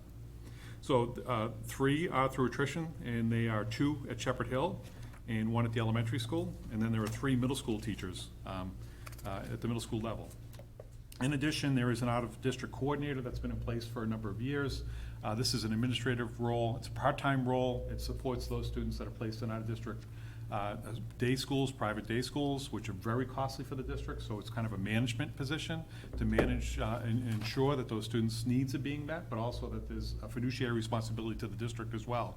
There's a lot of detail involved with that, a lot of travel, a lot of meetings involved with that.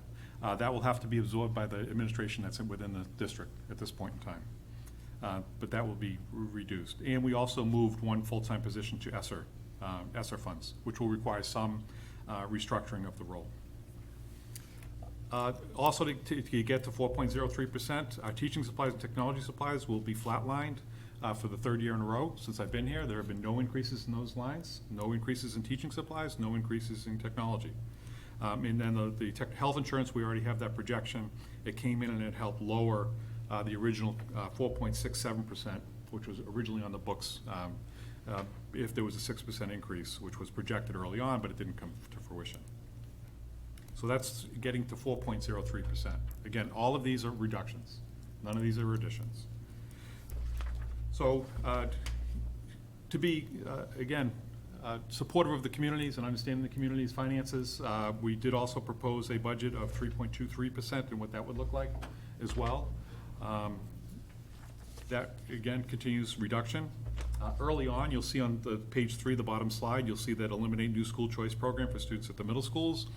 I've already presented that I thought that was a little bit conservative from my perspective, because if we do have an open seat at class size of 22, we should fill it under school choice, because that is a revenue stream for the district. That does help support the district. I'm not here to say that we're going to have as many open seats as we've had in the past.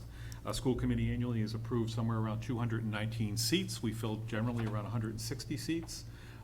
That's middle and high school.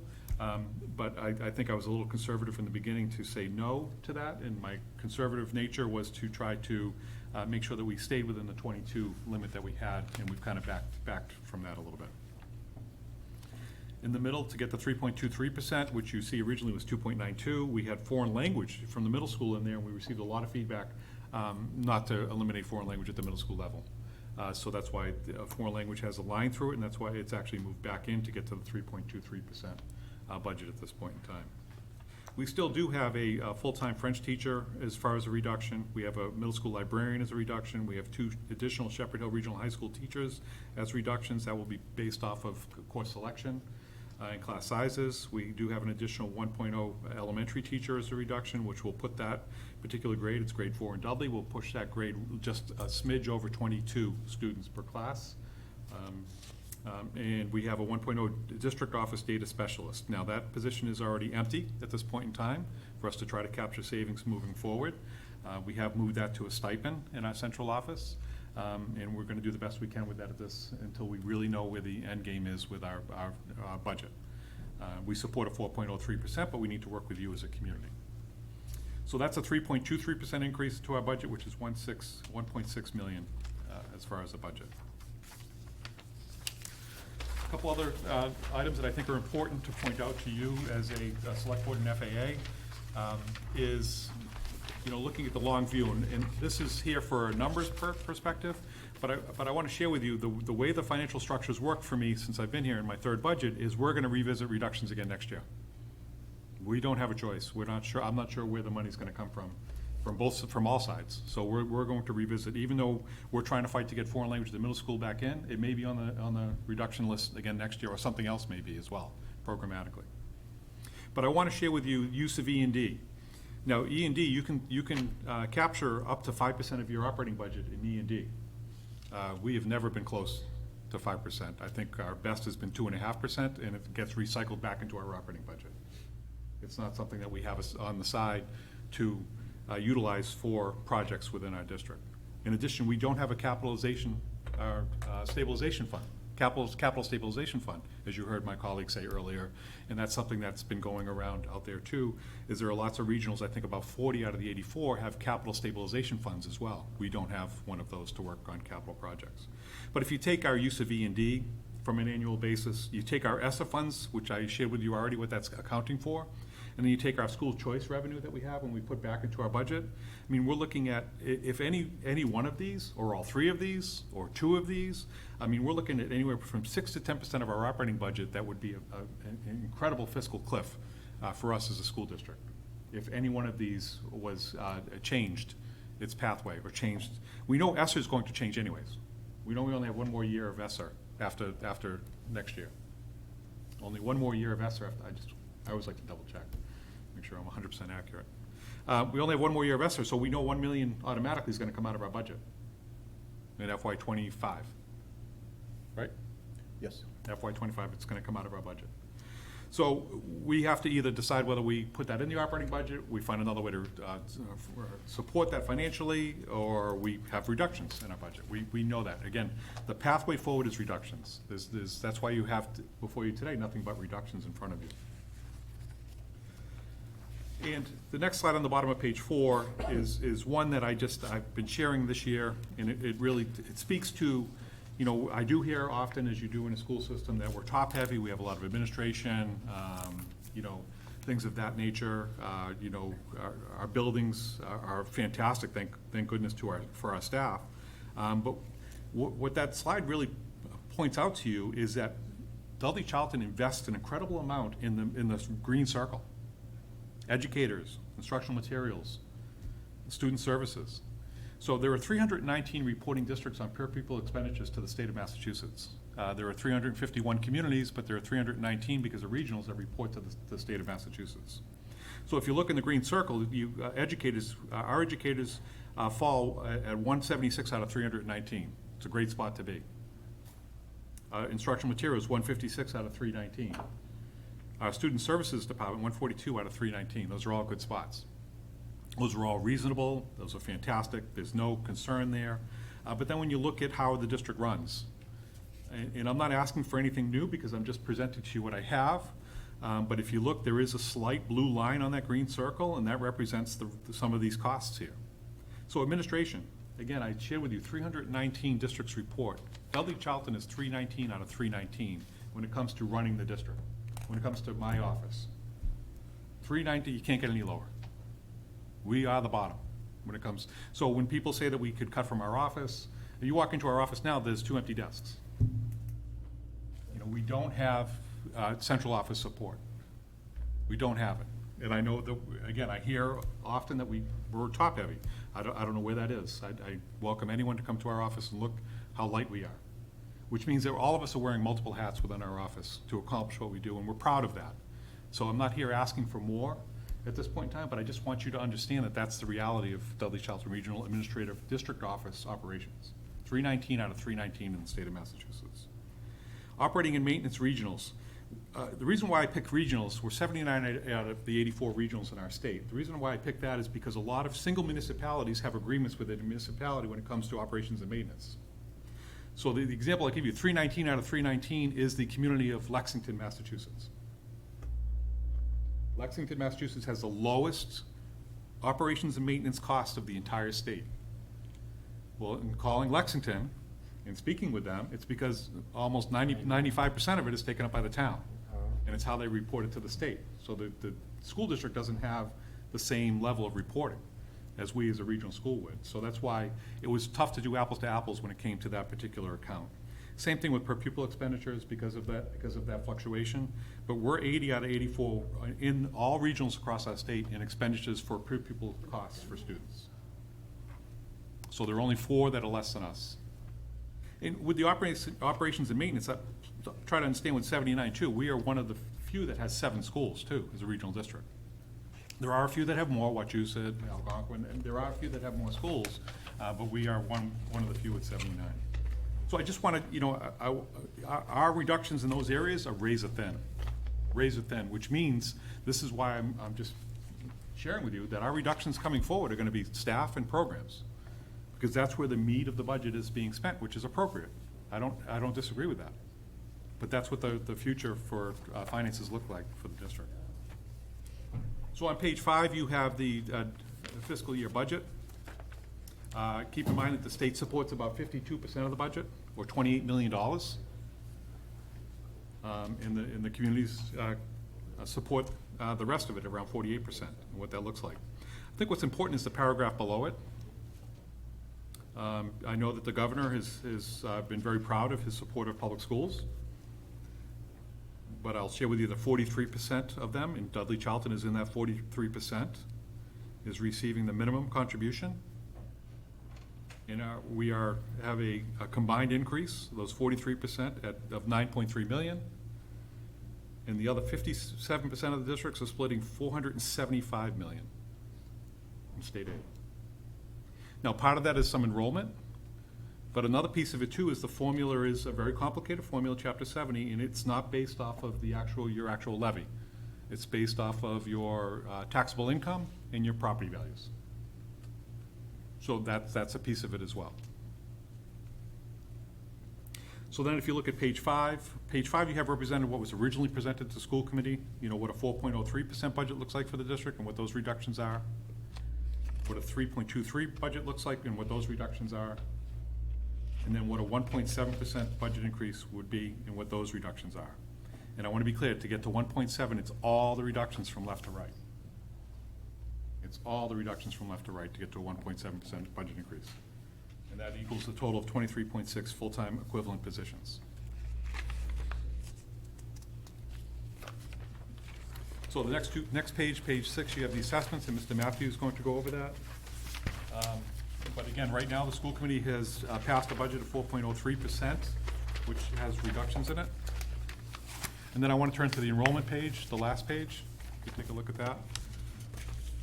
Because this was a request from the Board of Selectmen and FAA.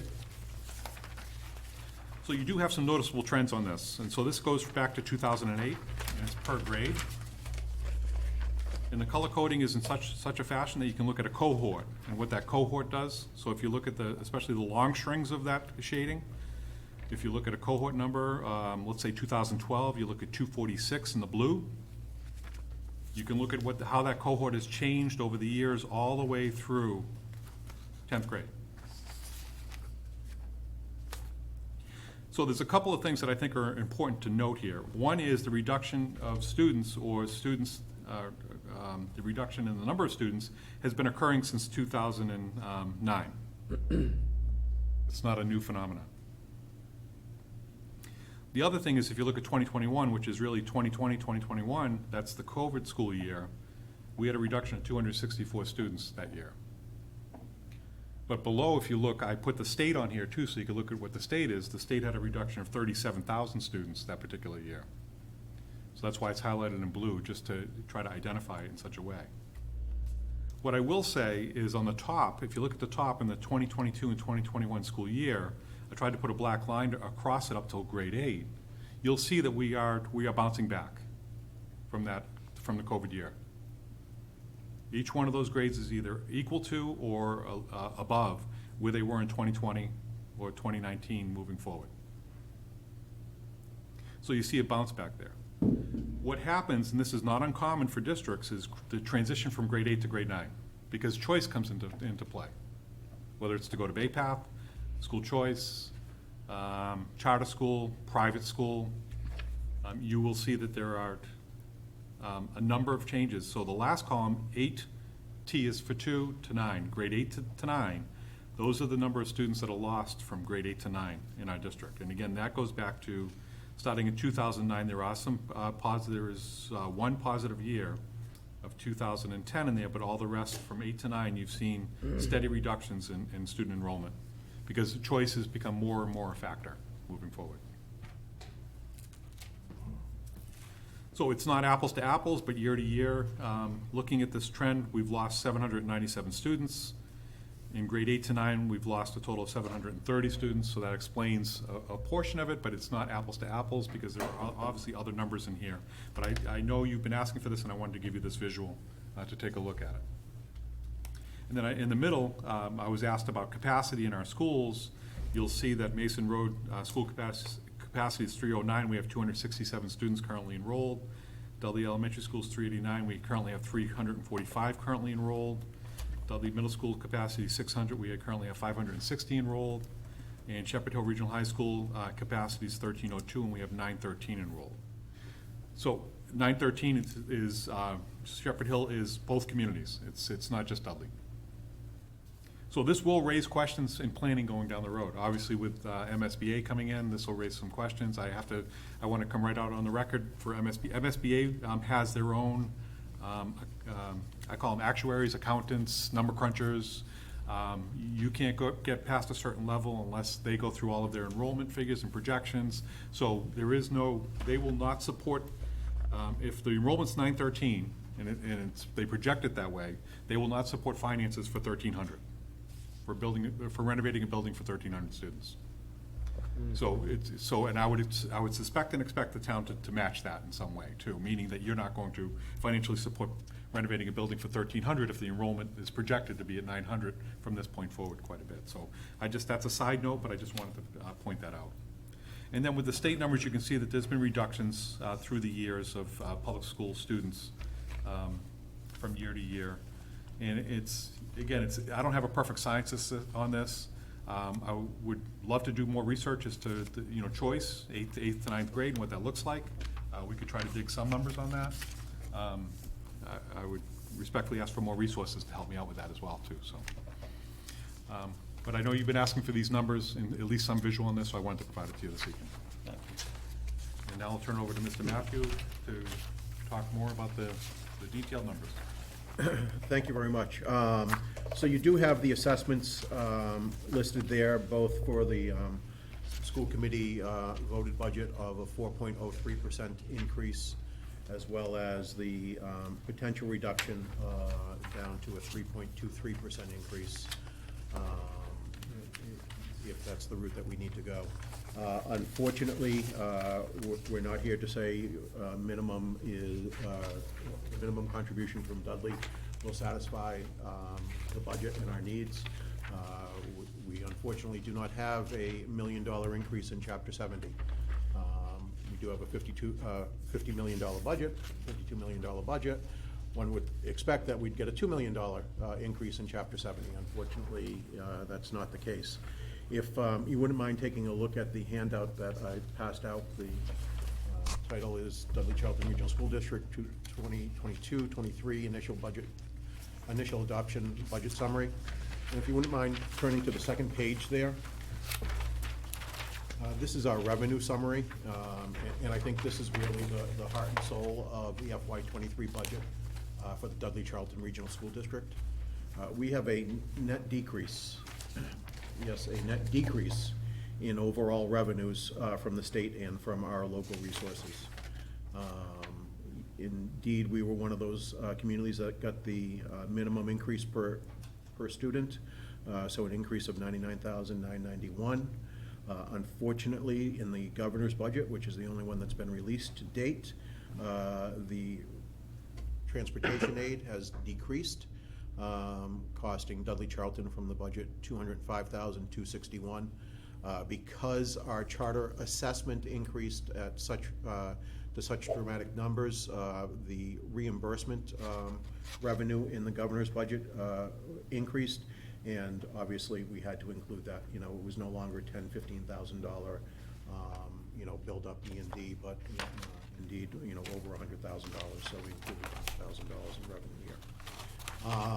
So, when the state doesn't kick in anymore and you actually have a net decrease, there's only one place for new revenues to come from, unfortunately, and that's our member communities. So as a result, the assessment increases that both towns are facing are substantial. There's no doubt about that. If we had state revenues to help offset our budget increases, then obviously those assessments would be lower. The issue is, plain and simple, in the governor's budget, we don't have those increases. So as a result, until the House budget comes out and the Senate budget and the conference committee budget, ideally before town meeting, but we all know that's not gonna happen, these are the numbers that we have to work on, so there is, I think, a reasonable expectation that the House budget will change the regional transportation reimbursement amount, so I would expect that to go up. I don't know if I would expect Chapter 70 to go up all that dramatically. Again, we're one of those communities that the state considers in a hold harmless area because our enrollment has decreased over the years.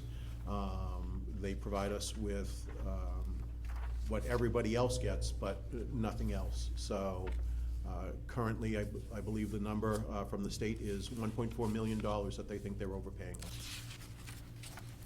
So it will require a number of changes to Chapter 70, a healthy increase to enrollment for us to start to receive anything other than basic Chapter 70 aid. And again, that lack of additional revenue has to come out in the wash someplace. And you see that in the budget that we're presenting tonight. Again, no new programs, no additional staff, simply reductions, over reductions, over reductions. And the last couple of years certainly have been challenging. The introduction of COVID threw everybody for a loop and created 8 months of complete budget uncertainty. Last year was challenging. Luckily, we had the ESSER funds to fall back on to be able to provide those much-needed services to students. But as Superintendent LaMarche indicated, those will run out in fiscal '25. After fiscal '24. So, we have fiscal '23 and fiscal '24 with the ESSER 3 grant. Again, the hope was to be able to use, a sizable chunk of that towards capital improvements in the schools. But as the year has gone on, it's been very clear that we have to devote that to assisting with students and personnel. One of the things that we face this year is a dramatic increase in special education costs. This year, it looks like we will qualify for extraordinary relief under the circuit breaker program. And so that might mean some additional revenues through circuit breaker for this year and a larger base for next year. But what that really means on the ground is our expenses, our claimable expenses, never mind our unclaimable expenses, increased by at least 25% over last year. That's difficult to swallow in a budget that's already constrained, such as our budget. And again, we're looking at those numbers literally on a weekly basis to try to figure out where we're going to land, but it will be a challenge to have the same level of E&D certified at the end of this fiscal year as we have had in the past. And again, that is 2% of the funding for our budget. monies that we put back, that we continually reinvest, and that's one of the areas that, you know, in an ideal world, we would be having the conversation about that and how to address that particular issue this year, instead of saying, you know, we're here, we're asking you not to help us not decimate our staff, you know, and help keep the number of reductions that we have to make in this budget as low as possible. Thank you, Rich. Board members, any questions? Mike? Yeah, Rich, what's left in the E&D after? So it was certified around 1.4 million. We use 1.1 million to support the budget, so we'll roll over about $300,000. So again, you know, $800,000 has to be saved through our expenditure accounts, or, you know, increases in revenue. You know, the FEMA reimbursement this year of, you know, $65,000 or so will help, you know, get to that number. But 65,000 on 800,000 is only a start. Yeah, it's a long ways away. Okay, thanks. Steve? I'm just looking at the numbers, it's a stunning decline in enrollment. I mean, It is, yeah, I saw that. all of us had children that have either gone through the schools or in the schools, but from the numbers they Dudley Charlton provides. As you said, 913 isn't gonna set the world on fire with SBA, but to go from over 4,200 to under 3,500 in the span of 14 years. And it's been happening for years, it's not. No, and I'm talking, well, when you put it this way, though, you can look year to year and say, boy, you went up 2, that's great. And you drop down, like my kids graduated in this group, down here, you know, over 4,000. Right. You see it played out over 14 years. I believe that's the current trend in Massachusetts as well, correct? It is, this is, I know, for example, Quabbin is talking about closing one of their elementary schools at this point in time. Yeah. I'm not gonna tell you which one, but they are. But it is, enrollment is a downward trend. Jay? How many of those students are school choice? About 160 total. So if you look at the 3, 4, 4, 6, we have about 160 that are school choice.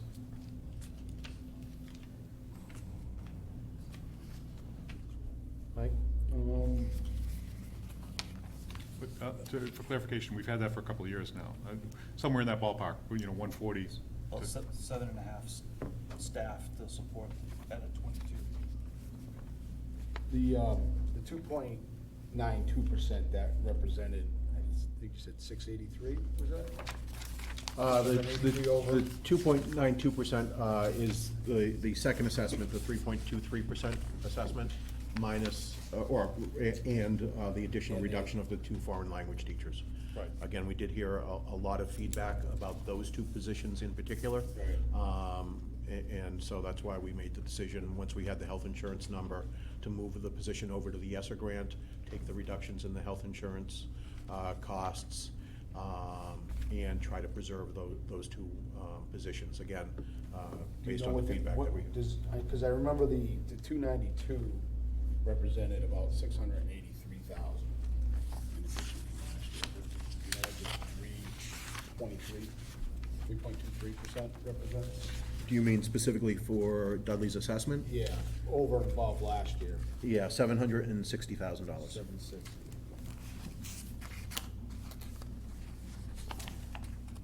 Can I add one thing about school choice? I think it's important to note that, you know, we don't want to equate like the 140 to 7 staff members, because we strategically put those 140 students into place to get to like maximize our staff members. That was my follow-up question. So it's only 4.8% of the total population. So spread that over all those schools, it allows you to, the rounding to get you to full classes or. Right. Oh, yeah. Right. School choice. Kathy. School choice is middle through high school only. It's not an elementary. Still, it's, Yeah, it allows you to get closer to full Yeah. classroom. agreed, yeah.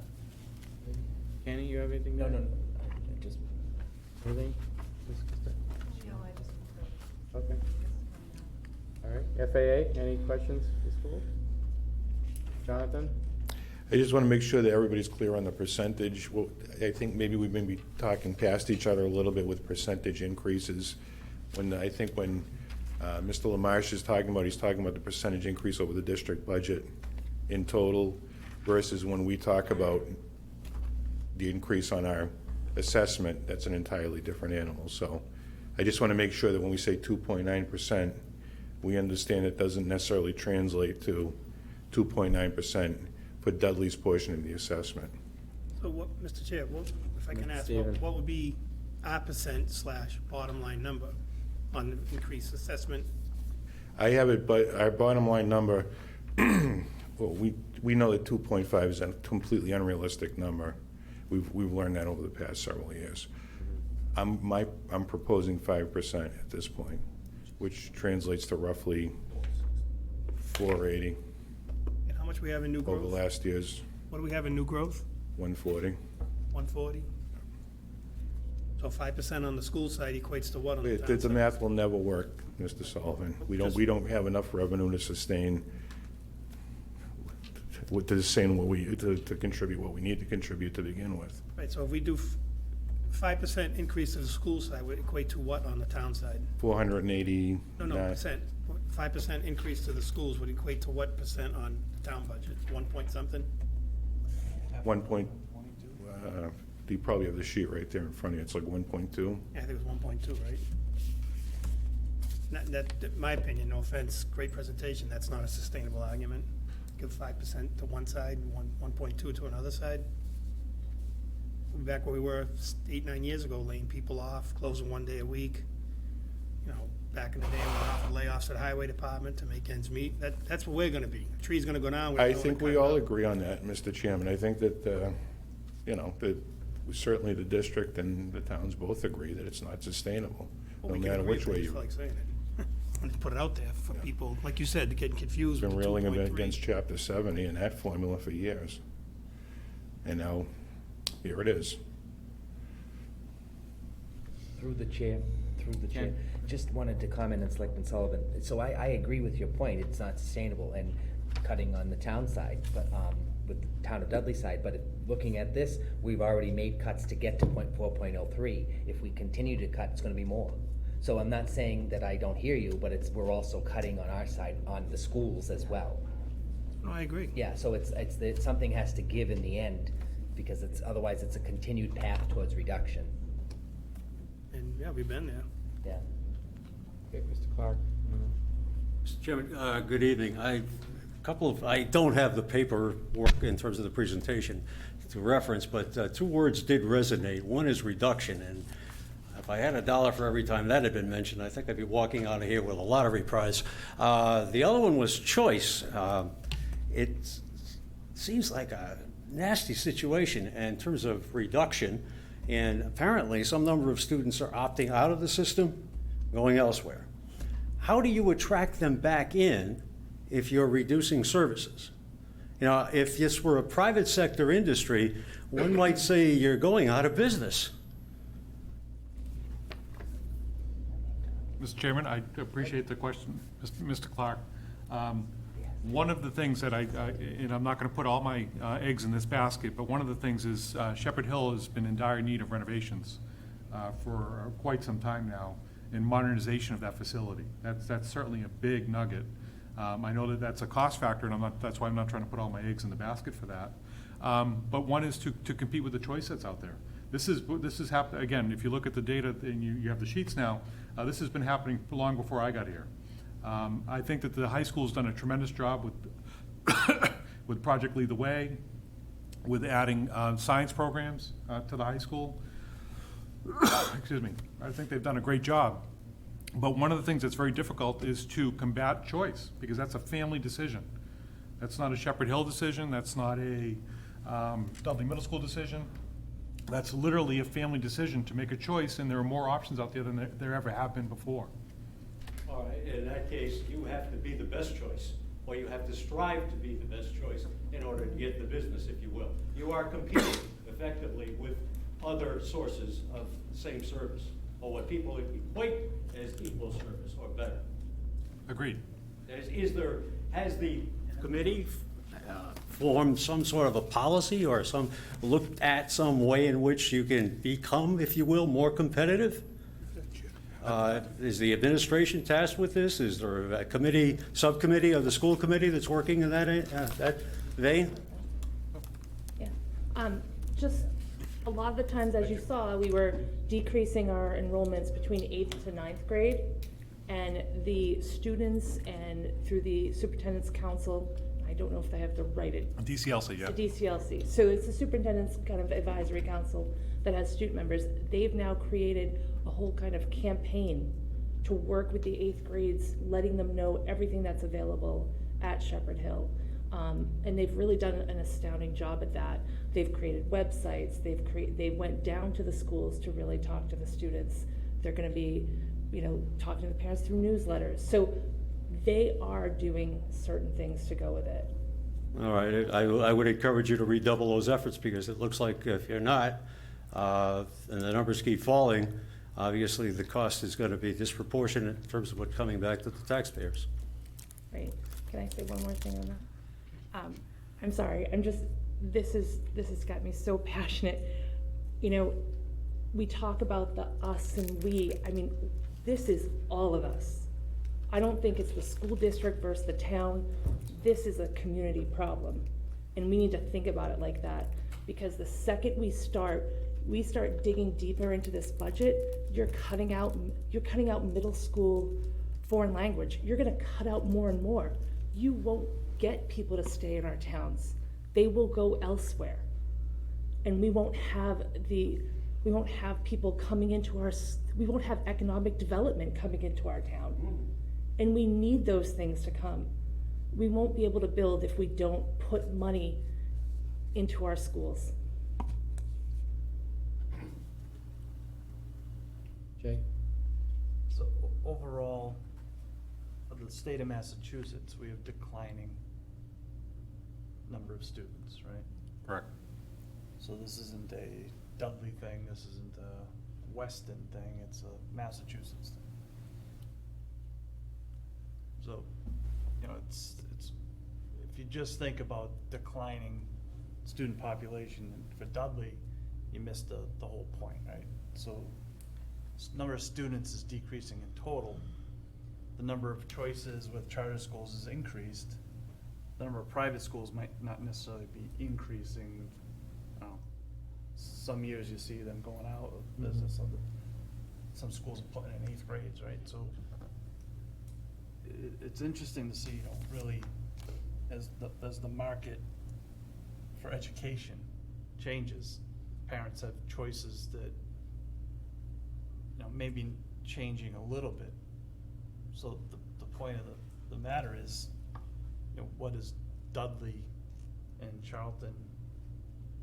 How are we going to define the education that we provide to children in our community? So that goes back to the us versus the we, right?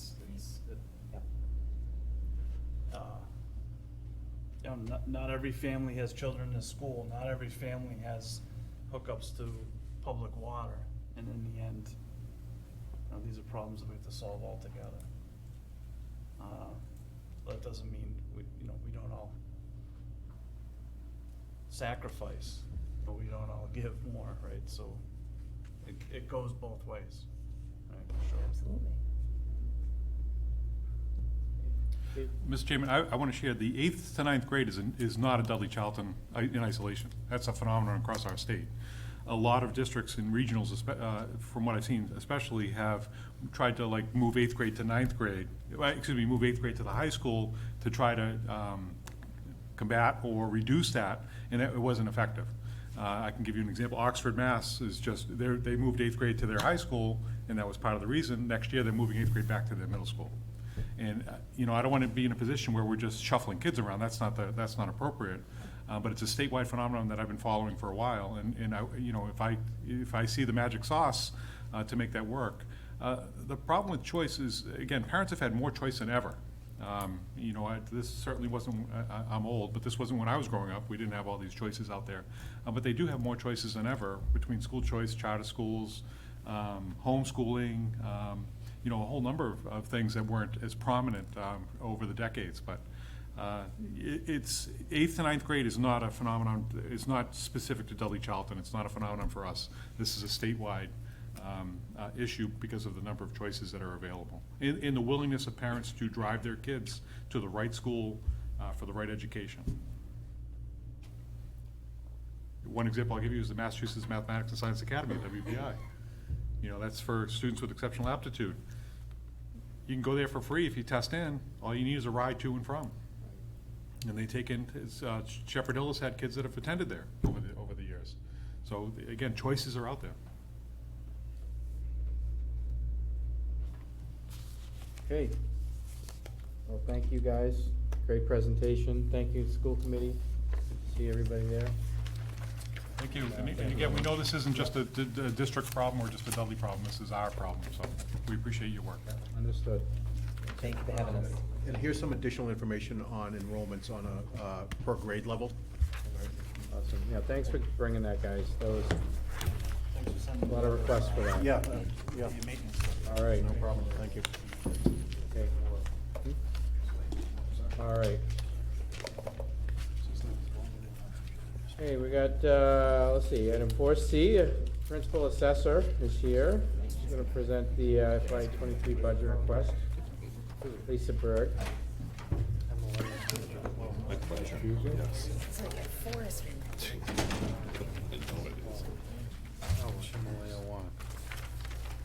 Hey, Lisa. I'm gonna be so quick and out of here. Oh. So I don't have many increases this year. I have an increase of $1,038 in my computer expense. That's my CAMA system, the appraisal software, my website for the software, for our values, and our excise abatement program. Then I have a $125 increase over last year for our maintenance of our tax maps. The cloud system for our CAMA software went up $624. I don't have an interim line item this year, so that's a negative $4,000. Those are the only changes I had overall last year, but I do have 2 articles to go on the warrant, I think you all saw. Every 10 years, we have to inspect the interior and measure the exterior of every building, outbuilding, to ensure that our data is correct. So I'd like to split it over a 5-year period. It's a $107,000 project. So I want to put on the town meeting warrant each year, $21,400, so that we can do it every year for 5 years and be done with it. And we are short $9,850 for the mass reval that is currently being conducted. We didn't put anything in for the town meeting last year, but I had some money left over from a couple of other revals that we did in prior years. So that's why it's only that small amount of $9,850 instead of $24,000. And that, I'm asking you to please don't pass this over for the fall town meeting, because the project's being done right now and we need to pay them. I'd like to be able to get the cyclical inspections, the $21,400 as well. I'd rather they start in July, so they have the summer months to go out to these houses, instead of it being passed over to fall, and then they're out there in the winter and it'd be more difficult to do the inspections. Any questions for Lisa? FAA? No, pretty straightforward. Thanks, Lisa. Appreciate that. Have a good night. All right, item 4D, library's here. Gonna present their budget request.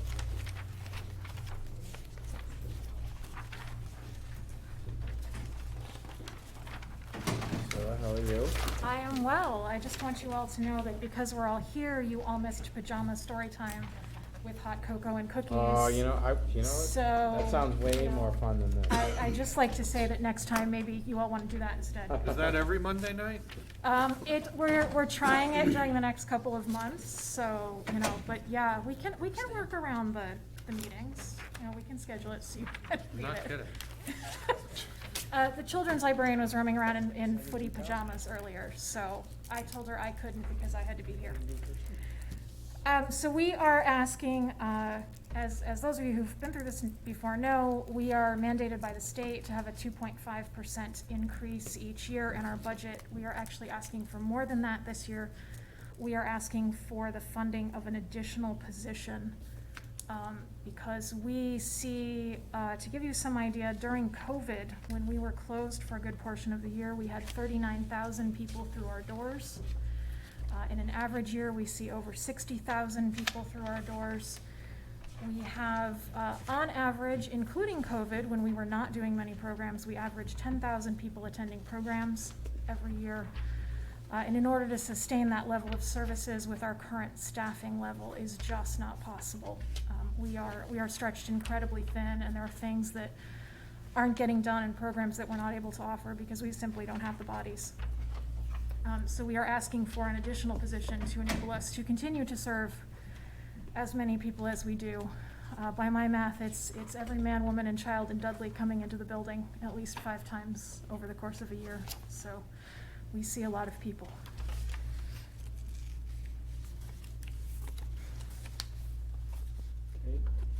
Okay, anybody have any questions? Yeah, Mr. Chair, Sullivan? what's the amount that the state gives you guys every year? Don't they give you? It depends on the state budget. The past several years, we've averaged about $25,000 a year in state aid funding. And at one time, I know with the previous administrator that they were working to, it built up a sizable amount. You know, what's in that account now? Does it get used 100% every year? It does not get used 100% every year. We actually are using a large portion of it this year because we need to replace the digital sign that's out front of the building, so that's eating about $35,000 to replace that. But we currently have about $60,000 sitting in that account. And undoubtedly we'll have, I'm assuming that the state is going to continue to fund that, and we will have additional funding in coming years. Can I ask a question, Mr. Chair? Yeah, sure. Why is the sign being replaced? Because it doesn't work. How old is it? It's about 6 years. And it gave up completely, and the cost to attempt to repair it was higher than it would have cost to just get a new one. So the library board made the decision that it would be better to purchase a more reliable product. What's the cost of that? It's going to cost us roughly, I believe it's $31,000. Maybe 25 for this one. No, we went up with it. Oh. It's all right. Okay. Yeah, I didn't think it was quite fair. Yeah, because That was- we Go ahead, authorized like Jay. 25 and it went up and up. Bruce, so your bottom line for this year request is 392, 188? Yes, for the coming fiscal year. It's a $30,000 increase over last year. I recommend approving it as it was presented. Anybody have any questions? Library director? FAA? No? Nobody? Okay, thanks so much for coming in, appreciate that. You're welcome. I hope we'll see you at Pajama Story Time. Yes, yes, extra cocoa, marshmallows. All right, town administrator, FAA reserve adjustment, increased source of funding, free cash, 50,000, Jonathan. What's the increase on that budget? What's the increase on that budget?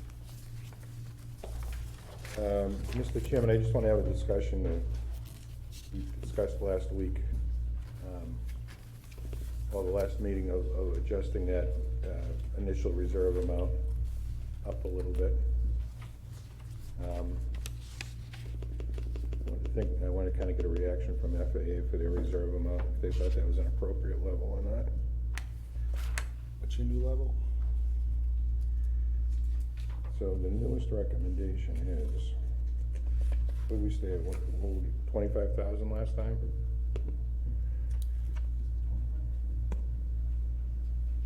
I think it's 15 right now.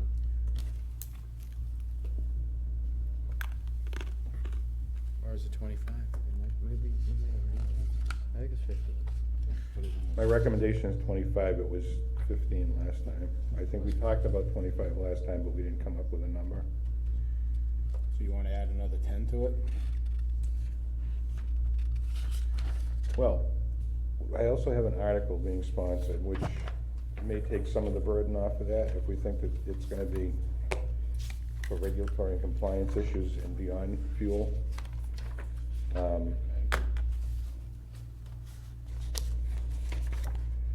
was proposing to remove $100,000 from stabilization. I'm sorry, 75,000 from capital improvement stabilization, and put it aside for compliance and regulatory issues for the upcoming fiscal year. In a lot of cases, that results in, it's actually an investment because it results in a larger grant that's awarded. So if I have to pay in advance for program design and grants, or do preliminary testing, or that sort of thing, to get us to the point where we can apply for the grant, it becomes an investment. But at some point, we need to have sufficient money to to fund those needs.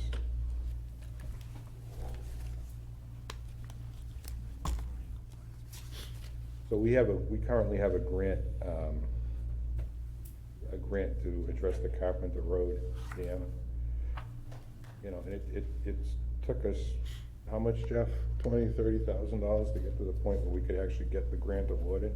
But the grant will remediate the problem altogether. You turn a $20,000-$30,000 investment into a $700,000 contribution from a grant, so. And it's all required stuff. It's nothing that we can defer.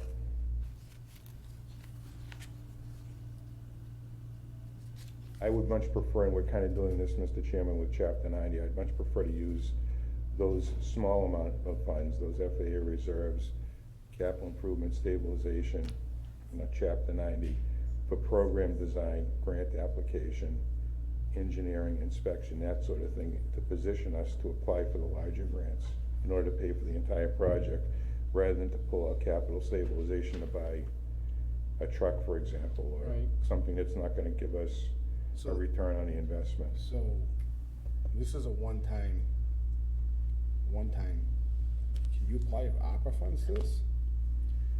I can apply ARPA funds to just buy anything, Mr. Mayor, anything at this point.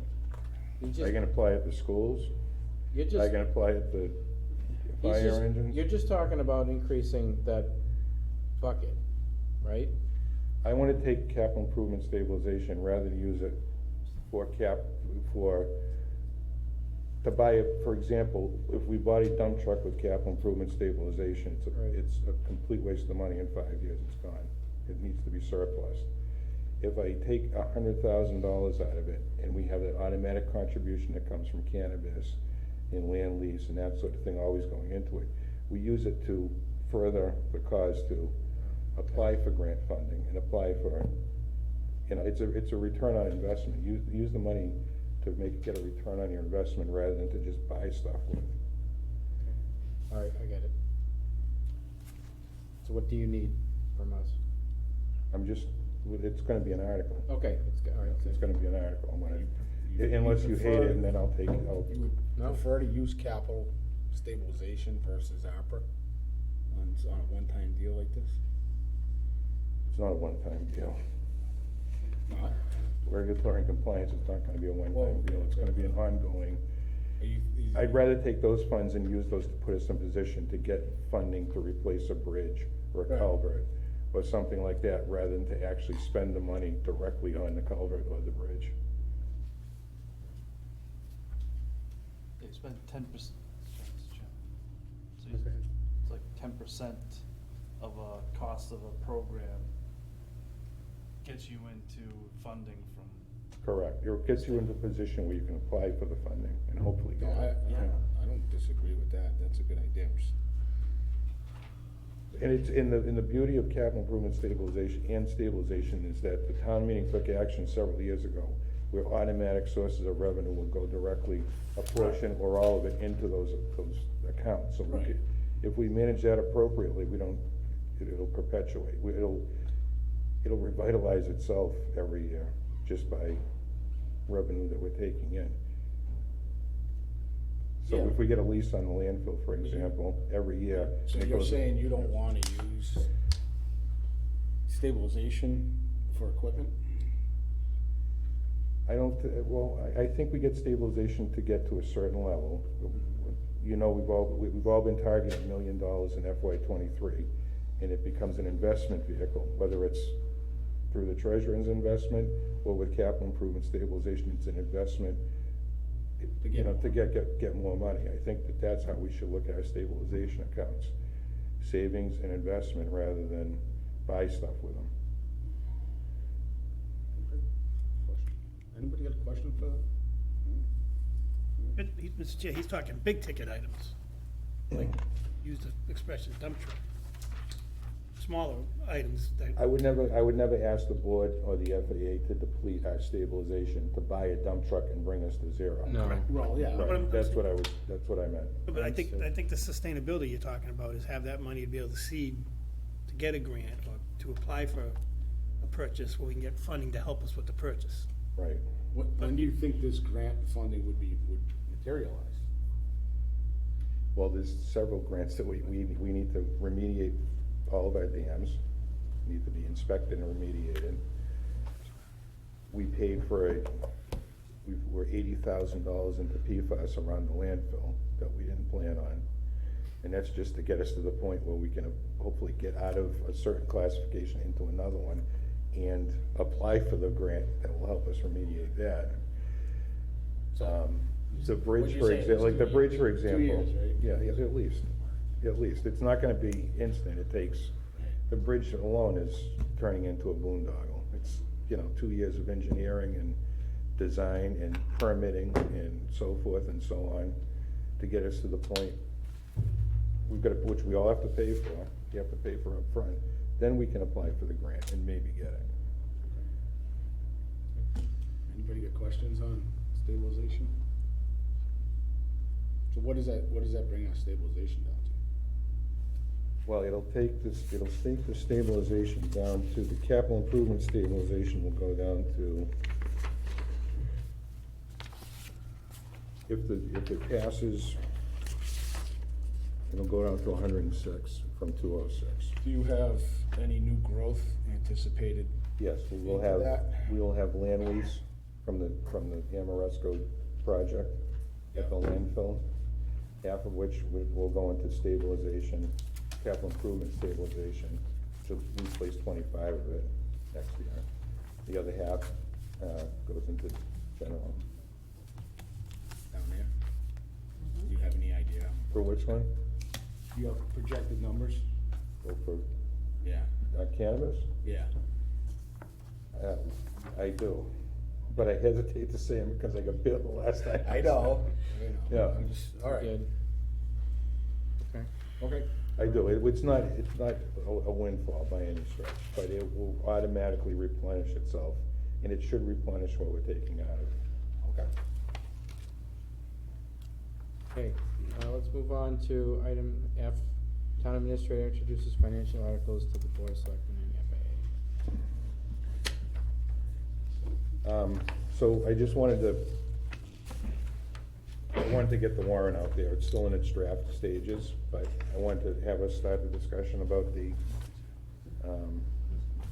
financial articles. And we can take it to the extent you want, Mr. Chairman. If you want to go through the whole thing, you want to talk about some of them, they're all highlighted. I mean, if they're still in flux and, Essentially, it's merit pool, yeah, which I'm gonna ask for, from source of funding would be free cash, I would recommend for the spring. The assessors research, which is the $98.50 that Lisa talked about, that would be in the spring. For cyclical inspections, which is assessors, that's a free cash fall request. I'm gonna ask to have that deferred till the fall. She asked now 8, you gonna defer that?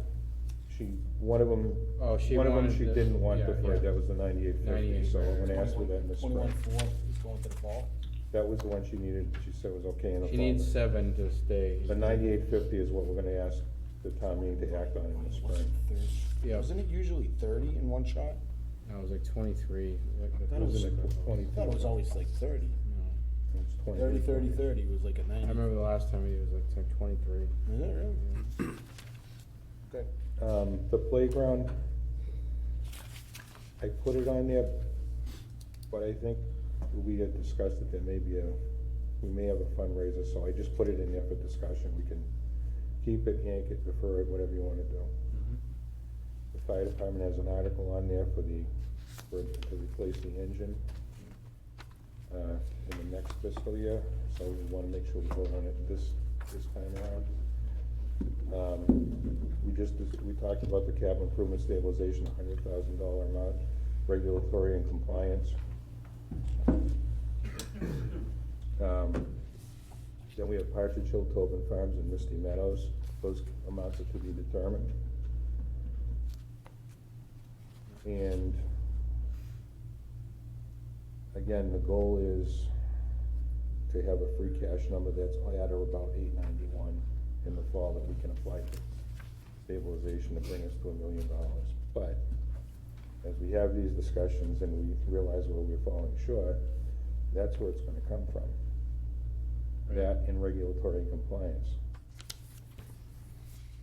Because as we all know, that there's not a lot of fat in our budget as it stands right now that we can further cut unless we start cutting into, repeating the sins of the past, deferring maintenance, not towing the line with regulatory and compliance issues until they become an issue, or we don't put any money away. Those are our options right now, Mr. Chairman. Okay. Although there's one more, but I'm not bringing it up yet. Yeah, I see it. The last one, Paper bags? plastic bag. That's not us, that's Is that petition. highlighted? No. No, but it's, It's a petition article. It's not us. Okay.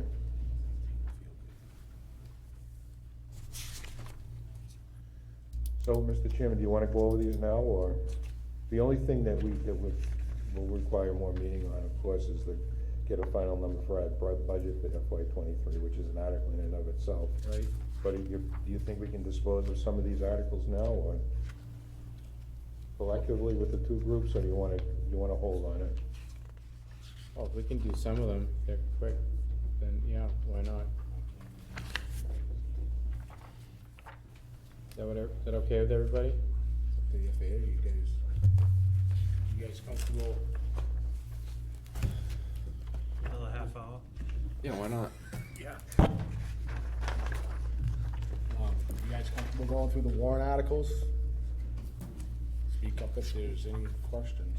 Yeah, they seem pretty For a easy. later date. Sure. Yeah, I think so. We Just could probably start at Article just- 5, Mr. Chairman. Yeah, I start don't at think- Article 5 and then If call them everyone out. agrees that 1 through 4 are not controversial, I will just Yeah, assume those are that the- the those are FAA will recommend that. Yeah, those are standards. Yeah, start at 5, and if there's anybody who, if there's anyone you wanna pull out and talk about, like we always do, we'll do. So, go ahead, Jonathan. Article 5, we're adding the selectmen approved a couple of revolving funds that will just need to be ratified, so they're on here for this year. One of them is highway cleanup. There's a lot of times that Jeff has scrap metal either in or around the shop, or he picks it up off the side of the road that people discarded, junk vehicles, whatever the case may be. There's value to these. And so we would want to establish a revolving fund that would offset the costs associated with picking up debris off the side of the road. Okay, No brainer. next. Man. Merit pool, Article 6. Article 6. This is a merit pool that I'm gonna ask to be funded through free cash next year. I mean, at this town meeting, in the spring, for a total amount of $32,000, and that will be applied to all non-union employees based on their performance evaluations. Okay. 7. So I think If Lisa anybody was has any questions, call it out. Okay, we don't have to, Lisa was able to speak to number 7, I think. Yeah. That's the one that I would like, yeah, would we gotta do recommend that one we now. act on in the spring.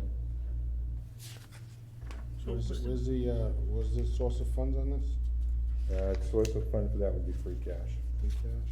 So, Mr. Chair, we're not voting on the warrant tonight. We're No. just reviewing these articles. On the agenda, it only said town administrator introduces. Right. There's Yeah. no vote, no action I mean, it's up to the FAA if there's.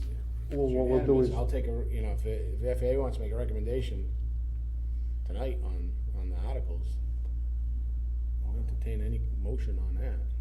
I'm just looking at the agenda, the wording of the agenda item does not include voting on or accepting, it just No, says 'cause they're- introduce So, I financial mean, articles. we could defer the vote, Mr. Chairman, and Right, rip that- through them I wanna and make sure we're and doing it. answer Yeah, that's any what I thought we were questions doing, have that way tonight. everybody's Yeah. familiar with what's on If there. there's a that's hold what- later on, we'll do that. Right, we're not trying to reach a consensus time. Yeah, I just thought we were just so everybody's familiar with them. It's all financials. No Yeah. problem. Yeah, go ahead. Article A is the other Board of Assessors article that she spoke to. And I'm gonna recommend we act on that in the fall. Article 11.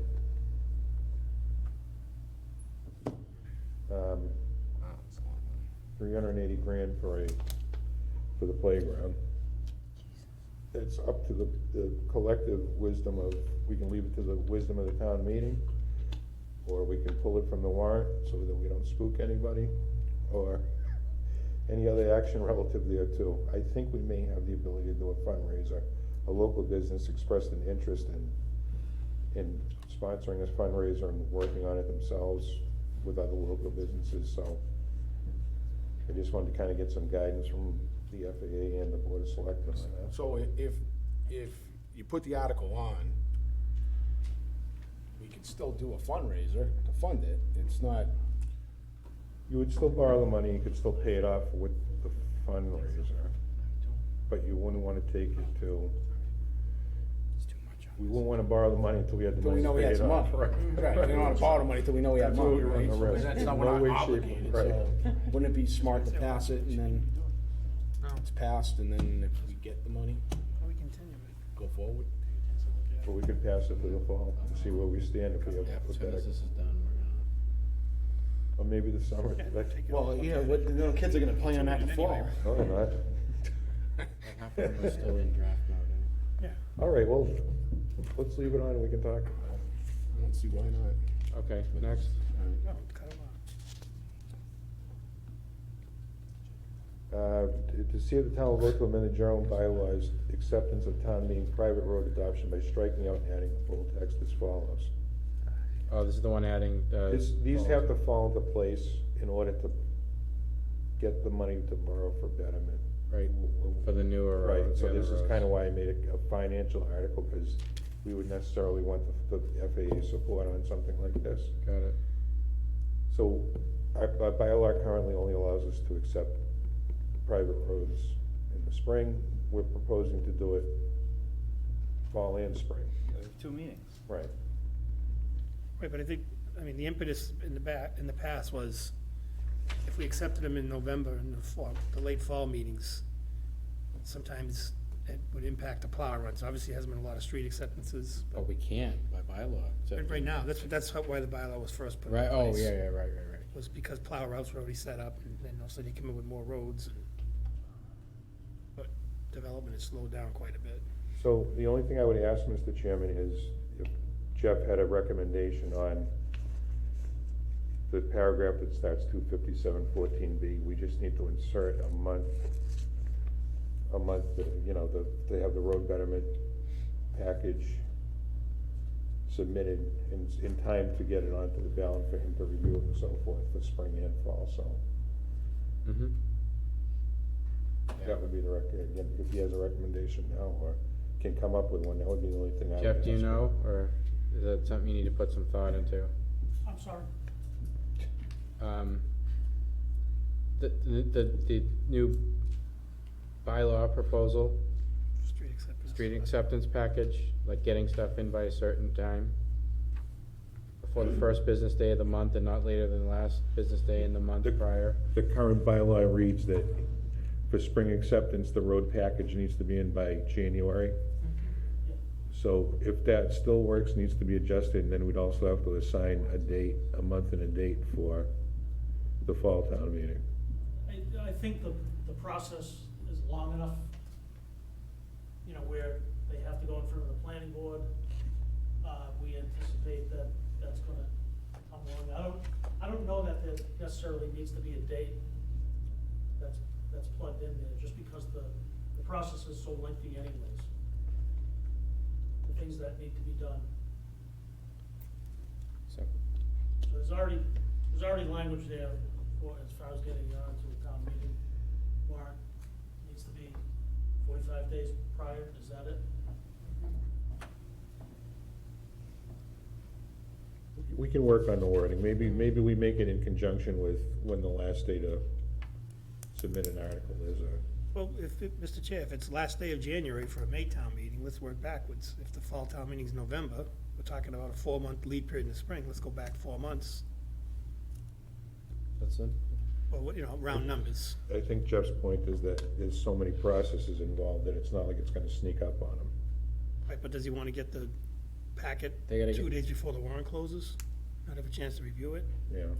That's gonna be the issue, if somebody Yeah, I rushes a mean, plan you in. could use that theory, and if it's, May, and you're working back to January, it's a 4-month. Yeah, take November and go back 4 months to, is that July, or end of July, maybe even, like, just food for thought. I don't wanna Okay. bog down in the minutia.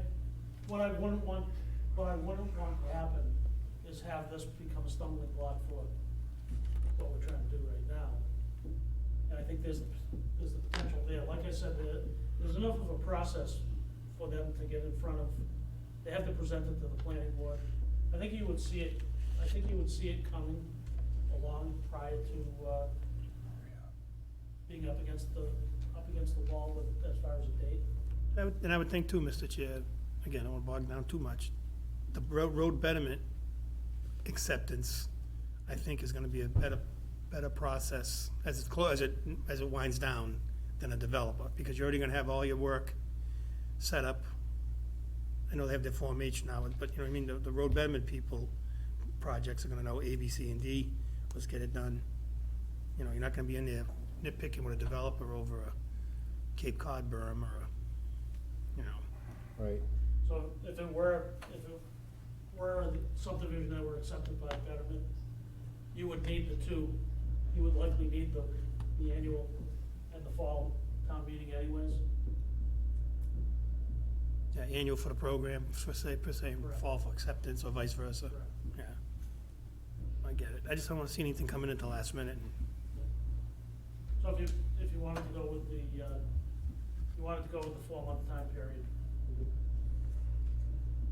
make that Food For, for for thought. for discussion, Yeah, food for at least it's on a piece of paper. Right. All right, next. Is the fire chief there still? He left. Gotta leave. Well, I think that this has been thoroughly discussed. It's time to replace an engine. Yeah, yes. He'd like to get it, onto the ballot as soon as possible and voted upon, so I think that's where we're at with that article. It's pretty straightforward. Okay, It's gone through capital improvement. yep. Next. Agricultural Advisory Committee asked me for a $1,500 budget. I believe for signage and advertising, so. Source of cash. Put that on the warrant form. Source of cash should be free cash. Okay, This is where I was going back between 75 and 100,000 on Article 15. I think we could live with 75 because I've also put 25 for regulatory compliance and, for grant programs and project management was the line item. I have 25 in that. So if you want to pare down, we could do 100 or 75 from capital improvement stabilization. But I think a good number overall has to be at least 100 for me to be able to address some of these issues.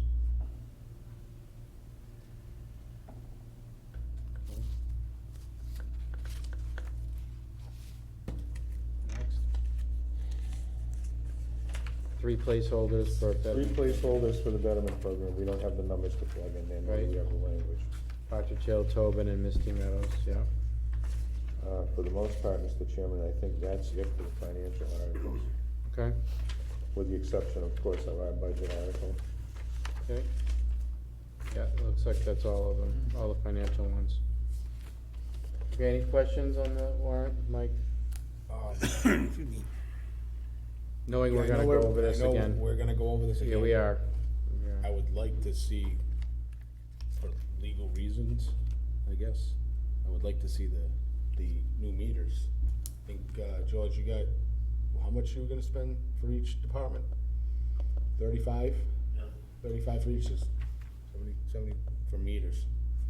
So, like an article on the warrant for the meters, Put an article for the, just to cover. It's a capital expense, that's the Right. thing, it's not anything that's in need of a warrant or capital improvement. Thought it did, cause I know it did you did submit it once. Yeah, but like I said, it's just, we only take it in increments, it's just so we have it ready to go for the next purchases. But it's under a capital. Right, that's what I mean. Capital expenditure. I'd say if it's under a capital expenditure and it's over 20, I'd prefer you have it on the warrant, that way we cover any, you know what I'm saying? well, it is a project. Right. I'm happy to call, I talk to Michelle Randazzo about every 10 minutes, so I'm happy to just ask the question. and make Yeah, I sure just wanna it's- make sure you're covered for the Yeah, meters. okay, I'll find the answer for that. Alright. Okay, thanks, Jonathan. Thanks, guys, on that. Chair will declare this hearing recessed and continue to April 6th to take any other action relative thereto. Boards will vote and take any action relative thereto. Mr. Sullivan. So we're meeting 2 weeks from now on a Wednesday? April 6th is a Wednesday. That was the 4th. 4th is a Monday. Yeah, it says 6th. Oh, Scrivener's error? Okay, so change that to April 4th. Okay. We inviting Dudley Charlton back? I think we're all set with Bay Path, right? Yeah, I think we're good. We're good with Dudley Charlton too? All right, item 5, capital improvement I'll plan. talk to him this week. Capital Improvement Committee will present their updated FY '23 capital improvement plan to the Board of Selectmen to vote or adopt to take any other action relative thereto. Mr. Landry. Yes, sir. They have that in the spreadsheet. Okay. Does everybody have that in their packet? I think, what was the I don't think I've seen it. Mark, what was the update? Was it this fire truck? Yeah, it just went up by about That's it? 20, yeah. Oh, right. Did we ever talk about that?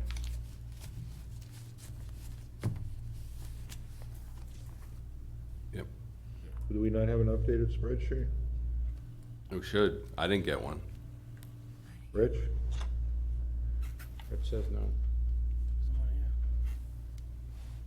So what's the net? Does anybody have any? It was just an increase in the price for the fire truck, I think it was. To 50 to 75, so 25. Originally at $750 and it went up to $775. Oh, okay. That's the only change? That was the Right. only change. The selectmen haven't voted on the capital improvement plan yet. Yes Oh, or no? the first one? The whole thing, for FY '23. We'll have to put it on again, I guess, next April 4th, if we can get an updated copy of it. That to do it right, probably. Well, we have to Yeah. have something to vote on. Right. This is true. Library put in a request as well. Okay. For capital improvement? Mm-hmm. What was it? Carpeting. Okay, oh, yeah, I heard that was coming, okay. Okay, all right, so we'll move that one to the next meeting on April 4th. We have no student I think we're gonna move everything else from here. I think that we have- Should be pretty close. Yeah, that's it. Any departments have anything? Rich? Be brief, please. Got 5 folders with me. I saw that. Be here till Conan comes on. Good evening. Thank you for indulging me. Very busy meeting. I only have one item I wanted to bring up. And I'd like to circle back to the Water Sewer Infrastructure Rate Study Committee. I served on that committee. I have all of the source documents. I worked with the gentleman from Ty and Bond, 101 conversations with the water sewer commissioners. If you need to know a number or how some of the methodology worked, please reach out. I can give you an executive summary, less than a page. This is why the rate is going to go up 5%, 10%, 20%, sort of the hows and the whys. And I can give you a number. I can give you a number from either the SRF, current debt service, whatever you need so that we're not making a decision on any speculation. The question of 5% for a water increase, you know, I can get you all of the foundational information for that. So please, if you have a question, well ahead of a meeting, let me know. I can provide hopefully whatever you need for it. And it goes to the FAA as well. If there's a question on how a number was arrived at, of course, more than welcome to reach out. I have stacks of paper on all of that. So much appreciated for the time. Thank you. Thank you, Rich. Thanks, Rich. All right, board member comments? Gary, anything? No. Steven? Nothing tonight, Mr. Chair. Jay? Motion adjourned. I have nothing as well. Comments or anything? Somebody chewing. Second. Okay, I guess Mr. Johnson did make a motion to adjourn. Seconded by Mr. Sigenovich. No discussion on that. All in favor? Aye. Opposed? Unanimous. Thank you, everybody. Good night. See you next time.